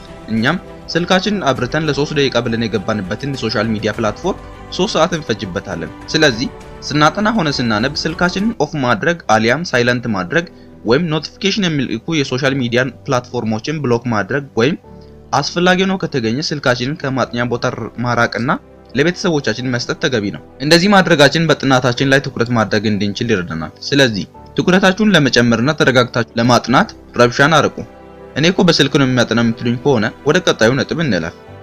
አምስተኛ፣ የሚረብሻችሁን ነገር ጻፉት። አብዛኛውን ጊዜ እያጠናን እያለ ውስጣችን እንድንዝናና የተለያዩ ሶሻል ሚዲያዎች ውስጥ እንድንገባ ሊገፋፋን ይችላል። ለምሳሌ እያጠናችሁ እያለ ዩቲዩብ መግባት ልትፈልጉ ትችላላችሁ። በዚህ ጊዜ ማድረግ ያለባችሁ ወረቀትና ስክሪፕቶ በማውጣት ዩቲዩብ ከጥናት በኋላ ተጠቀማለሁ ብላችሁ መጻፍ አለባችሁ። በዚህ ጊዜ ጭንቅላታችሁን ኮማንድ እያደረጋችሁት ነው። አሁን ጭንቅላታችሁ ዩቲዩብ መቼ እንደሚጠቀም አውቋል። ስለዚህ ሁል ጊዜ እየመጣ ይጨቀጭቃችሁ ማለት ነው። ይህን ማድረጋችሁ አሁን ላይ ፎከስ እንድታደርጉና ሐሳባችሁን እንድትቆጣጠሩ ያደርጋችኋል። በዚህ ጊዜ ለልማዳችሁ ታማኝ እንድትሆኑና የውሳኔ ሰው እንዲሁም ቆራጥ ሰው እንድትሆኑ ያደርጋችኋል። ምክንያቱም ስሜታችሁ እንዲያሸንፋችሁ ስላልፈቀዳችሁ። አብዛኛው ተማሪ በፈተና ላይ ኮንፊደንስ የለኝም፣ እንዲሁም ደግሞ እንዴት ነው ትልልቅ ትምህርቶችን እንደ ሂሳብ ያሉ ትምህርቶችን እንዴት ነው ብቃት ማጥናት የሚችለው፣ እንዲሁም እንዴት ነው እንዲገቡኝ ማድረግ የሚችለው ይላሉ። እንዲሁም አንድን ትምህርት ካጠናው በኋላ እንዴት ነው ቶሎ ማረሳው ብለው ይጠይቁናል። በአጭሩ እንዴት ስማርት ተማሪ መሆን ይችላሉ ማለት ነው። በዛሬው ቪዲዮ ላይ ይሄን በደንብ የሚገልጹላችሁን 5 ነጥቦችን ይዤ ቀርቤያለሁ። አንደኛ፣ በጥልቀት ተንፍሱ። ጥናቶች እንደሚያሳዩት ከሆነ በየቀኑ ለትንሽ ደቂቃ በጥልቀት መተንፈስ ጭንቅላታችን ስራውን በሚገባ መስራት እንዲችል እንዲሁም ፋንክሽን እንዲያደርግ እንዲሁም ትኩረት የማድረግ አቅሙ እንዲጨምር እንደሚያደርገው ገልጸዋል። ከዚህም በተጨማሪ ኒውሮትራንስሚተራችን ንቃቱ እንዲጨምር ያደርገዋል። ለፈተና ስትቀመጡ ነው ስታጠኑ ትኩረታችሁን ለመሰብሰብ በጥልቀት መተንፈስ እጅግ በጣም ጥሩ ነገር ነው። ይህን ስታደርጉ ውስጣችሁ እንዲረጋጋና ትኩረታችሁን ለመሰብሰብ ይረዳችኋል። ይህ ነጥብ እኔ ራሱ በግል ፈተና ላይ የሚያደርገው ነገር ነው። ፈተና ስትወስዱ በየመሃሉ የተሳሰረ ሰውነታችሁንና ክርናችሁን ፈታ ለቀቅ በማድረግ የታመቀ አየራችሁን አንድ ጊዜ ሳብ አድርጋችሁ ለቀቅ በማድረግ መረጋጋትን በውስጣችሁ መፍጠር ትችላላችሁ። በዚህ ጊዜ ኮንፊደንሳችሁ እንዲያድግና ትኩረት የማድረግ አቅማችሁ እንዲጨምር ስለሚረዳችሁ ውጤታችሁን ማሻሻልም ትችላላችሁ። በፈተናም ሆነ በጥናት ላይ ውጤት ቀያሪውና ለውጥ ፈጣሪው ትኩረት ለማድረግ ደግሞ በጥልቀት መተንፈስ እጅግ በጣም ጠቃሚና ተገቢ መንገድ ነው። ስለዚህ በጥልቀት መተንፈስን እንዳትረሱ። ሁለተኛ፣ በቂ እንቅልፍ ተኙ። እንቅልፍ መረጃዎችን ለረጅም ጊዜ እንድናስታውስ ይረዳናል። አብዛኛውን ጊዜ በብቃት ካጠናን በኋላ 8 ሰዓት መተኛት እጅግ በጣም አስፈላጊ ነገር ነው። ስንተኛ ጭንቅላታችን መረጃዎችን ፕሮሰስ ያደርጋል። በዚህ ጊዜ ያጠናነው ጥናት ወደ ረጅም የማድረግ ውስጥ ክፍል ያሸጋግረዋል። በዚህ ጊዜ ያጠናነው ጥናት እጅግ በጣም ለብዙ ጊዜ ሳንረሳው መቆየት እንችላለን። በሚገባ ጥንተን ስንተኛ ጭንቅላታችን እኛ ብንተኛም እንኳን እርሱ ስራውን አያቆምም። ስለዚህ ስራውን ስለሚሰራ መረጃዎችን ያደራጃል ማለት ነው። በዚህም የተነሳ ያጠናችሁት ጥናት ያለመርሳት አቅማችሁን ከፍ እንዲል ያደርጋል። ነገር ግን በቂ እንቅልፍ የማተኙ ከሆነ ከእንቅልፍ ልታገኙ የምትችሏቸውን ጥቅሞች በሙሉ እንድታጡ ያደርጋቸዋል። ይህም ማለት ያጠናችሁትን ጥናት ውስጣችሁ ሳይቆይ ይጠፋል ማለት ነው። አብዛኛው ተማሪ በቂ እንቅልፍ ከመተኛት ይልቅ እንደ ቡናና የመሳሰሉ አነቃቂ መጠጦችን ይጠቀማል። ይህ ደግሞ በሁለተኛው ቀን የድካምና የራስ ምታት ስሜት እንዲሰማው ያደርጋል። በዚህም ምክንያት ሌላ ጊዜ ለማጥናት ሲነሱ ያንን አነቃቂ መጠጥ ይጠቀማሉ ማለት ነው። እዚህ ጊዜ ላይ ነው አዙሪት ቀለበት ውስጥ የገቡት ማለት ነው። ከዚህም በተጨማሪ ያጠናነው ጥናት ፕሮሰስ ለማድረግና ለማደራጀት በቂ እንቅልፍ ጊዜ ስላላገኘ የጥናቱ ውጤታማነት አጠያያቂ ነው። ስለዚህ ውጤታችሁን ከፍ ለማድረግ በቂ እንቅልፍ መተኛት አስፈላጊ ነገር ነው። ሶስተኛ፣ በየቀኑ የአካል ብቃት እንቅስቃሴን አድርጉ። የአካል ብቃት እንቅስቃሴን ማድረግ የሰውነት ጥንካሬና ብቃትን ከመስጠቱም በላይ ለጭንቅላታችን እድገትና ፍጥነት እጅግ በጣም አስፈላጊ ነገር ነው። ቢያንስ በየቀኑ የ15 እና የ30 ደቂቃ የአካል ብቃት እንቅስቃሴ ማድረግ የሰውነታችንን ጤናና አእምሮአዊ ፍጥነት ከፍ በማድረግ ይጠቅመናል። አብዛኛውን ጊዜ ጭንቀትን ለመቆጣጠር ወይም ስትረስን ማኔጅ ለማድረግ የአካል ብቃት እንቅስቃሴ ማድረግ እጅግ በጣም አስፈላጊ ነው። አይታችሁ ከሆነ ሂሳብና የመሳሰሉ ትምህርቶችን ከማጥናታችን በፊት የአካል ብቃት እንቅስቃሴን ብናደርግ ትምህርቱ ቀለል እንድልልንና በፈጣን ጭንቅላት እንድታጥኑ ስለሚያደርጋችሁ ውጤታማነታችሁ ከፍ ያደርገዋል። የአካል ብቃት እንቅስቃሴን ማድረግ ከዚህም በተጨማሪ ድብርትን ከእናንተ በማራቅ በንቃትና በደስታ እንድትሉ ያደርጋቸዋል። አራተኛ፣ በቂ ውሃ ጠጡ። በአንድ ትምህርት ቤት ውስጥ በተደረገ ጥናት መሰረት በአንድ ክፍል ውስጥ የሚማሩ ተማሪዎችን አጥኚዎች ለሁለት በመክፈል ግማሾቹን ውሃ ጠጥተው ግማሾቹ ደግሞ ውሃ ሳይጠጡ ወደ ፈተና እንዲገቡ አደረጓቸው። በስተመጨረሻ የመጣው ውጤት እጅግ በጣም የሚገርም ነው። ውሃ ጠጥተው የገቡት በጣም ውጤታማ ሲሆኑ ያልጠጡት ደግሞ ዝቅተኛ ውጤት ነበር ያመጡት። በስተመጨረሻም ሳይንቲስቶቹ ውሃን መጠጣት እጅግ በጣም ለጭንቅላታችን ጠቃሚ መሆኑን ተረዱ። ውሃን መጠጣት ለኩላሊት ጥራት፣ ለፊት ጥራት እንዲሁም ለተለያዩ የሰውነታችን ሜታቦሊዝም እንደሚያስፈልገው ሁሉ ለጭንቅላታችን ፍጥነትም እጅግ በጣም አስፈላጊ ነው። ውሃን ሳንጠጣ የምናጠናና የምናነብ ከሆነ ጭንቅላታችንን እያስጨነቅነው ነው ይባላል። ስለዚህ በቀን ውስጥ በቂ ውሃን መጠጣት አስፈላጊ ነው። በቂ ውሃ ስላችሁ እላፊ መጠጣት ማለት አይደለም። ሳይንስ ባረጋገጠበት መሰረት በቀን ውስጥ በቂ ውሃ መጠጣት ተገቢ ነው። ለምሳሌ የምታጠኑበት አካባቢ ላይ ውሃን ማቀራረብ አስፈላጊ ነው። አምስተኛ፣ ሜኔሞኒክስን ተጠቀሙ። ሜኔሞኒክስ ማለት የተለያዩ ቃላትን ሆነ የምታጠኑትን ነገር ከተለያዩ ነገሮች ጋር ማያያዝና ማገናኘት ማለት ነው። ለምሳሌ ስለ አንድ ተራራ ቢወራ የሆነ ግዙፍ ተራራ ወደ ጭንቅላታችሁ መምጣቱ አይቀርም። በቃ በዚህ አይነት መንገድ መያዝ ማለት ነው። ለምሳሌ በጂኦግራፊ ትምህርት ላይ ፎልዲንግ እና ፎልቲንግ የሚባሉ ነገሮች አሉ። እነዚህን የምትይዙበት መንገድ አእምሯችሁ ውስጥ የምትፈጥሩት ምስል ነው። ለምሳሌ ስለ አንድ ማርኬቲንግ እና ስለ ገበያ ስትማሩ ትምህርቱን አንድ ከምታውቁት ገበያ ጋር ማገናኘታችሁ አይቀርም። ስለዚህ ሜኔሞኒክስን መጠቀም ትምህርቱን እንዳትረሱ ከሚያደርጉ ነገሮች ውስጥ አንደኛው ነው። አብዛኛውን ጊዜ ጥናት እያጠናን ትኩረታችን እንዲሰረቅ የሚያደርጉ ነገሮች ከጥናት በፊት ያልፈጸምናቸውና ያላስተካከልናቸው ነገሮች ናቸው። በዚህ ምክንያት በትኩረት እንዳናጠና ስለሚያደርጉን ያጠናነው እንዳይገባንና ብናጠናም ውጤት እንዳንሰራ ያደርገናል። ስለዚህ በዛሬው ቪዲዮ ላይ ከጥናት በፊት በቅድሚያ ማድረግ ያሉብንን 5 ነገሮች በሚገባ እናያለን። እነዚህም 5 ነጥቦች በሚገባ አድምጣችሁ መተግበር ከቻላችሁ ውጤታችሁን ከፍ ማድረግ ብቻ ሳይሆን ያጠናችሁትን ለረጅም ጊዜ ሳትረሱ እንድትቆዩ ያደርጋችኋል። አንደኛ፣ መጥፎ ሐሳባችሁን ጻፉት። ሁልጊዜ ስሜታችን የሐሳባችን ተከታይ ነው። መጥፎ ሐሳቦችን ስሜቶቻችንን ይረብሻሉ። በዚህም ምክንያት አብዛኛውን ጊዜ እየተናደድንና እየተበሳጨን እንዲሁም ባልተረጋጋ ስሜት ወደ ጥናት የምንገባ ከሆነ የምናጠናው ትምህርት በትክክል መያዝ እና ማገናዘብ አንችልም። ስለዚህ ሁልጊዜ ወደ ጥናት ስንገባ ስሜታችን ጥሩ ካልሆነ ማድረግ ያለብን ነገር ቢኖር ወረቀትና ስክሪፕቶ አውጥተን ያናደደንንና ስሜታችንን የረበሸውን ጉዳይ መጻፍ አለብን። ይህን ስናደርግ ስሜታችን ወደ ወረቀቱ ይጋባል። በዚህም ምክንያት እናንተ ተረጋግታችሁ ለጥናት እንድትቀመጡና ፈተና ላይ ከሆናችሁ በተረጋጋ መንፈስ እንድትሰሩ ያደርጋችኋል። በቺካጎ ዩኒቨርሲቲ በተደረገ ጥናት መሰረት አብዛኛው ተማሪ በዚህ መንገድ ጭንቀታቸውን ማስወገድ እንደቻሉ ተገልጿል። እንዲሁም ተማሪዎቹ ጥሩ ውጤትን መስራት ችለዋል። ስለዚህ ሁልጊዜ ወደ ጥናት ከመግባታችሁ በፊት የሚረብሻችሁን ሐሳብ ጻፉት። ሁለተኛ፣ ቴሌቪዥን እያያችሁ አታጥኑ። ፍሬያማ ጥናትን ለማድረግ የምትፈልጉ ከሆነ የቴሌቪዥን፣ የስልክና የሶሻል ሚዲያ ቪዲዮችን በጥናት ሰዓት አትመልከቱ። በቃ በአጭር አነጋገር 3-4 ስራዎችን በአንድ ጊዜ አትስሩ። አብዛኛውን ጊዜ በጥናት ላይ ያለን ከሚረብሹን ነገሮች ውስጥ አንደኛው ቴሌቪዥን ነው። ጥናትን ማድረግ፣ ቴሌቪዥንን ማየት ሁለቱም ትኩረት ይፈልጋሉ።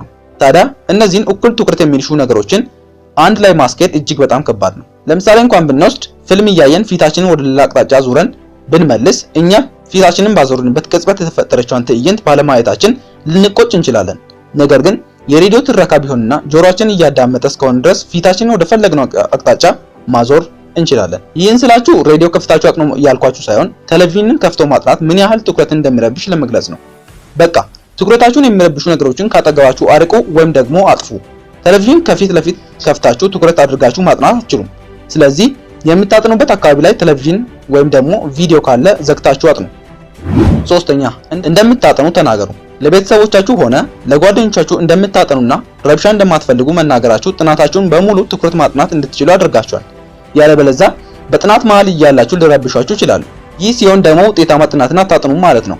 አብዛኛውን ጊዜ እያጠናን እያለ በትኩረት እንዳናጠና ከሚያደርጉን ነገሮች መካከል ስልኮቻችን አሊያም የተለያዩ የኤሌክትሮኒክስ መሳሪያዎች ብቻ ሳይሆኑ ቤተሰብና ጓደኛም ሊሆን ይችላል። በዚህ ጊዜ ማድረግ ያለብን ነገር አሁን የመዝናኛ ጊዜያችሁ እንዳልሆነና የጥናት ጊዜ እንደሆነ አስቀድማችሁ ወደ ጥናት ከመግባታችሁ በፊት ንገሯቸው። አራተኛ፣ ቅድሚያ የምትሰጡትን ነገር ለዩ። ቅድሚያ የምትሰጡት ለምንድን ነው? በህይወታችሁ ውስጥ ቅድሚያ የምትሰጡት ነገር የነገ መዳረሻችሁን ይወስነዋል። ትምህርታችሁና ጥናታችሁ ቅድሚያ ከሚሰጧቸው ነገሮች ውስጥ ካካተታችሁ ውጤታማነታችሁን ታረጋግጣላችሁ። ለጥናታችሁ ቅድሚያ ስትሰጡ መቼም ቢሆን ኮሚትድ ሆናችሁ ጥናታችሁን ትቀጥላላችሁ። አንድ ሰው ቅድሚያ ለሚሰጠው ነገር ጊዜ ያጣለትም። ስለዚህ ቅድሚያ መስጠት ጊዜያችሁን በሚገባ ለመጠቀም ቁልፉ መንገድ ነው። ስለዚህ ውጤታችሁን ከፍ ለማድረግና ለልምዳችሁ ታማኝ ሆናችሁ እንድትቀጥሉ ቅድሚያ የሚሰጡትን ነገር ለይታችሁ ወቁ። አምስተኛ፣ ኤርፎን ተጠቀሙ። ውጤታማ ጥናትን እንዳናረግ ከሚያደርጉ ነገሮች ውስጥ አንዱ ዲስትራክሽን ነው። እነዚህም ዲስትራክሽኖች ደግሞ ከተለያዩ ቦታዎች ነው የሚመጡት። ለምሳሌ አብዛኛውን ጊዜ ስናጠናውና ስናነብ የመኪና ድምጽ፣ የሰዎች ጫጫታ እንዲሁም ከጎረቤት የተከፈተ ሙዚቃ ይረብሸናል። ስለዚህ በዚህ ጊዜ ማድረግ ያለብን ነገር ኤርፎናችንን ጆሮአችን ላይ ሰክተን ለስለስ ያሉ ላይሪክስ ያልሆኑ ክላሲካሎችን መክፈት እጅግ በጣም ጠቃሚና አስፈላጊ ነው።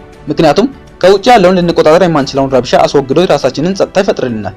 በዚህ ጊዜ ምንም አይነት ነገር ዲስትራክት ሳያደርገን ማጥናት እንችላለን ማለት ነው። ይህን ማድረጋችን ትኩረት እንድናደርግ ከማስቻሉን በላይ ከጭንቀት ነፃ ሆነን እንድናነብ ያስችለናል። ለምሳሌ ፈተና ኖሮብን እጅግ በጣም ተጨንቀንና ትኩረታችንን በተከፋፈለ ጊዜ ኤርፎን አድርገንና ለስለስ ያሉ ክላሲካሎችን እየሰማን የምናጠና ከሆነ ከጭንቀታችን ተላቀን እንድናጠና ስለሚያደርገን የምናጠናው ነገር በቀላሉ ይገባናል። ስለዚህ ትኩረት ለማድረግና ረብሻን ለማስወገድ ክላሲካሎችን አድምጡ እንዲሁም ኤርፎን ተጠቀሙ ማለት ነው። በትምህርታችሁ ላይ ታጠናላችሁ፣ ታነባላችሁ ወይም ደግሞ የተለያየ አይነት መንገድን ተጠቅማችሁ ለጥናት ራሳችሁን ታዘጋጃላችሁ። ነገር ግን በየትኛውም አይነት መንገድ ብታጠኑ ራሳችሁን ብታዘጋጁ እንኳን ውጤት አልሰራ ይላችኋል። ስለዚህ በዛሬ ቪዲዮ ላይ ይሄን ጥያቄ እንመልሳለን።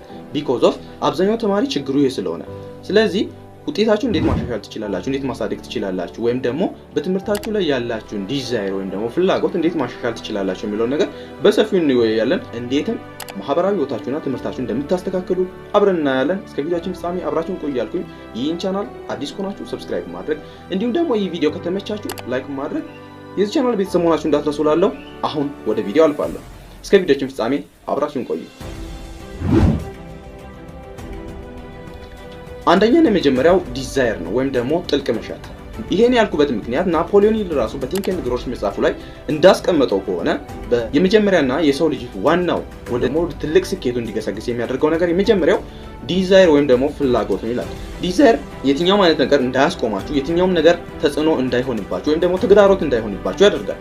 ስለዚህ የሰው ልጅ ወደ ስኬት የሚያደርድረው ነገር ዲዛይር ነው። ምክንያቱም ያለ ፍላጎት መማር አትችሉም። ያለ ፍላጎትም የፈለጋችሁትን አይነት ስራ መስራት አትችሉም። ስኬታማ ልትሆኑ አትችሉም። ስለዚህ ፍላጎት እጅግ በጣም ለአንድ ሰው በጣም ወሳኝና አስፈላጊ የሆነ ነገር ነው። ፍላጎት ሳይኖራችሁ የምትማሩ ከሆነ ፍላጎት ሳይኖራችሁ የምታጠኑ ከሆነ መቼም ቢሆን ውጤታማ አትሆኑም ማለት ነው። ስለዚህ ፍላጎት ይኖራችሁ። መጀመሪያ ላይ ለማን ነው እየተማራችሁ ያላችሁት? አብዛኛውን ጊዜ እኔ እኮ ለወላጆቼ ነው የምማረው ወይም ደግሞ ለእናቴ ነው ለአባቴ ነው፣ ዲግሪው የአባቴ ነው ይላሉ አንዳንዱ ደግሞ ያንተ ጥረት ነው ያንተ ልፋት ነው እንጂ የምንለው አብዛኛውን ጊዜ የኛ ፍላጎት ነው አይታይም። ስለዚህ አብዛኛውን ጊዜ ውጤታችሁን የሚቀይረው የትምህርት ቤት ላይፋችሁን ኮምፕሊትሊ ትምህርት ህይወታችሁን ይፈልጋችሁትን አይነት ስራ መስክ ላይ እንኳን ብትሆኑ ያንን ኢንቫይሮንመንት ሊቀይር የሚችለው እናንተን ወደ ከፍተኛው ስኬት የሚያንደረድራችሁ በጣም እንደ ነዳጅ የሚሆናችሁ ወይም እንደ እርሾ የሚሆናችሁ ነገር ዲዛይር ነው። በቃ አንድ መኪና ነዳጅ ከሌለው መንቀሳቀስ እንደማይችለው ሁሉ የሰው ልጅ ከኋላ የሚገፋው ምክንያት ከሌለው ከኋላ የሚገፋው ዲዛይር ከሌለው ያ የሚጎትተው ነገር ወደ ስኬት የሚያንደረድረው ነገር ያ ትንሽዬ ነገር ውስጡ ከሌለ ሞቲቬትድ መሆን አይችልም፣ ውጤታማ መሆን አይችልም፣ ስኬታማ መሆን አይችልም። ስለዚህ በትምህርታችሁ ላይ የትኛውም አይነት ጥረት ብታደርጉ ዲዛይር ከሌላችሁ ፍላጎት ከሌላችሁ እየተሰላቻችሁ የምታነቡ የምትማሩ ከሆነ ውጤት አይመጣም ማለት። ስለዚህ ዲዛይር የመጀመሪያና አንደኛው ነው። ፍላጎታችሁን አስቀድሙ፣ ወደ ፍላጎታችሁ ተጓዙ፣ ዲዛይር ይኑራችሁ ነው የመጀመሪያው መልእክቴ። ስለዚህ ዲዛይር ካላችሁ ውጤታችሁን ትቀይራላችሁና በፍላጎት መማር ጀምሩ። ሁለተኛና ቀጣዩ ደግሞ የትምህርትና የማህበራዊ ህይወታችሁን ባላንስ ማድረግ ጀምሩ። ምክንያቱም ከቤተሰቦቻችሁ ጋር የምታሳልፉትን ጊዜ ወይም ደግሞ ከጓደኞቻችሁ ጋር ሃንጋውት የምታደርጉትን ጊዜ ሊሆን ይችላል። ወይም ደግሞ በማህበረሰቡ ውስጥ መሳተፍ ያለባችሁ ሰዓት ላይ ትምህርታችሁ ላይ ብቻ ትኩረት ማድረግ ያን ነገር እንድታጡ ስለሚያደርግ እነዛን ሰዓቶች በሚገባ አስተካክላችሁ ለማወቅና እቅድ ለማውጣት ሞክሩ። ምክንያቱም እነዛ ነገሮች እናንተን ያንጻሉ። ምክንያቱም በማህበረሰቡ ውስጥ የምታሳልፉት ድርሻ፣ ከቤተሰቦቻችሁ ጋር የምታሳልፉት ጊዜ፣ ከጓደኞቻችሁ ጋር የምትለዋወጡት ሀሳብና ሼር የምትደራረጉት አይዲያ እናንተን ቢውልድ የማድረግ አቅም ስላለው እናንተን ለማነጽም ስለሚችል በማህበረሰቡ ውስጥ ያላችሁን ጊዜ ባላንስ ለማድረግ ሞክሩ። አብዛኛውን ጊዜ ትምህርታችን ላይ ፎከስ እናድርግ፣ ከማህበረሰቡ እንነጠላለን። አብዛኛው ጊዜ ከሰው ጋር ማንገጥም ሁላ ልንሆን እንችላለንና ስለዚህ ከሰዎች ጋር ያላችሁን ጊዜ፣ ከማህበረሰቡ ጋር ያላችሁን ጊዜ፣ ከቤተሰቦቻችሁ ጋር ያላችሁን ጊዜ፣ ከጓደኞቻችሁ ጋር ያላችሁን ጊዜ ባላንስ አድርጋችሁ እቅድ ለማውጣት ሞክሩ። ምክንያቱም ውጤታማ መሆን የምትችሉት ራሳችሁን መቀየር የምትችሉት እንዲሁም ደግሞ በተለያየ አንግል ራሳችሁን ቢውልድ የምታደርጉት አመለካከታችሁን የምታሳድጉት እንዲሁም ደግሞ ሞቲቬትድ የምትሆኑበት እንዲሁም ራሳችሁን ፈታ የምታደርጉበት አይምሯችሁን የምታዝናኑበት ጊዜ ከማህበረሰቡ ጋርና ከጓደኞቻችሁ እንዲሁም ከቤተሰብ ጋር የምታሳልፉት ጊዜ ስለሆነ ሞር ጊዜያችሁን በሙሉ ትምህርት ላይ ስጡ ማለት አይደለም። ስለዚህ ቅድሚያ የምትሰጡትን ነገር ለይታችሁ ወቁ። ምክንያቱም አንድ ሰው ለመንፈሳዊ ህይወቱ ቅድሚያ ከሰጠ በመንፈሳዊ ህይወት እጅግ በጣም ያድጋል፣ እንዲሁም ደግሞ ራሱን ቢውልድ ያደርጋል።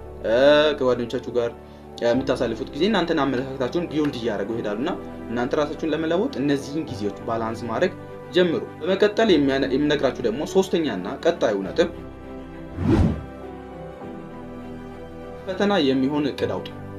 ለፈተና የሚሆን እቅድ አውጡ ማለት ከትምህርት ቤት ከጥናት ወይም ደግሞ ከትምህርት እቅድ በጣም የተለየ ነው። ለምሳሌ አብዛኛው ተማሪ ወር ሲቀረው የሚያጠና ሰው አለ። ወደ ፈተናው ለመቅረብ አንድ ቀን ሲቀረው፣ ሳምንት ሲቀረው የሚያጠና አለ። ስለዚህ በምን አይነት ጊዜ ውስጥ በምን አይነት ጊዜ ያህል ቀድማችሁ ማጥናት እንዳለባችሁ ቅድ ማውጣት አለባችሁ። መቼም እንደምትፈተኑ አስተማሪያችሁን መጠየቅ፣ ከዛ በኋላ ለዛ መቼ መዘጋጀት አለብኝ ወይም ደግሞ መቼ ራሴን ማሳደግ አለብኝ ብላችሁ ራሳችሁን መጠየቅ አለባችሁ።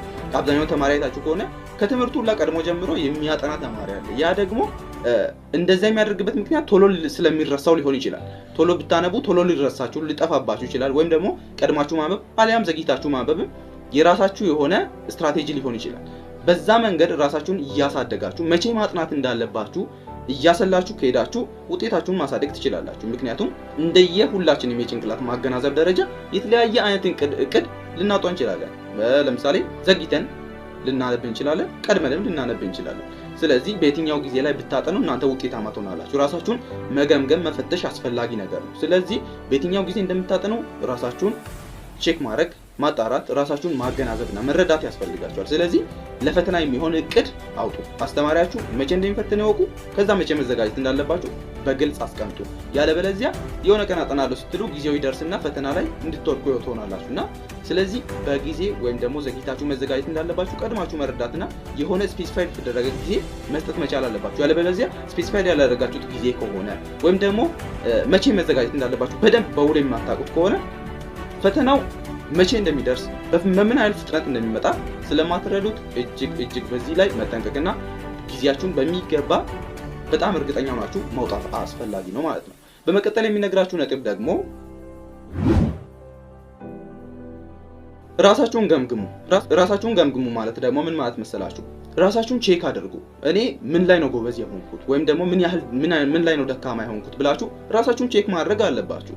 ይሄን ማድረግ ያለባችሁ ለምን እንደምትማሩ እንዴት ማጥናትም እንዳለባችሁ ራሳችሁን መገምገም ስለ ራሳችሁ ያላችሁ ዕውቀትና መረዳት እጅግ በጣም እንዲያድግ ያደርጋችኋል ማለት ነው። ስለዚህ ራሳችሁን መገምገም እጅግ በጣም በምን ላይ ፎከስ ማድረግ እንዳለባችሁ ወይም ደግሞ በምን ላይ ዝቅተኛ ፎከስ ማድረግ እንዳለባችሁ በደንብ እንድታውቁ ያስችላችኋል። አብዛኛው ተማሪ አይታችሁ ከሆነ አንዳንዶቹ ማትስ ላይ በጣም ጎበዝ ይሆናሉ፣ ሌላ ትምህርት ላይ ይሰንፋሉ።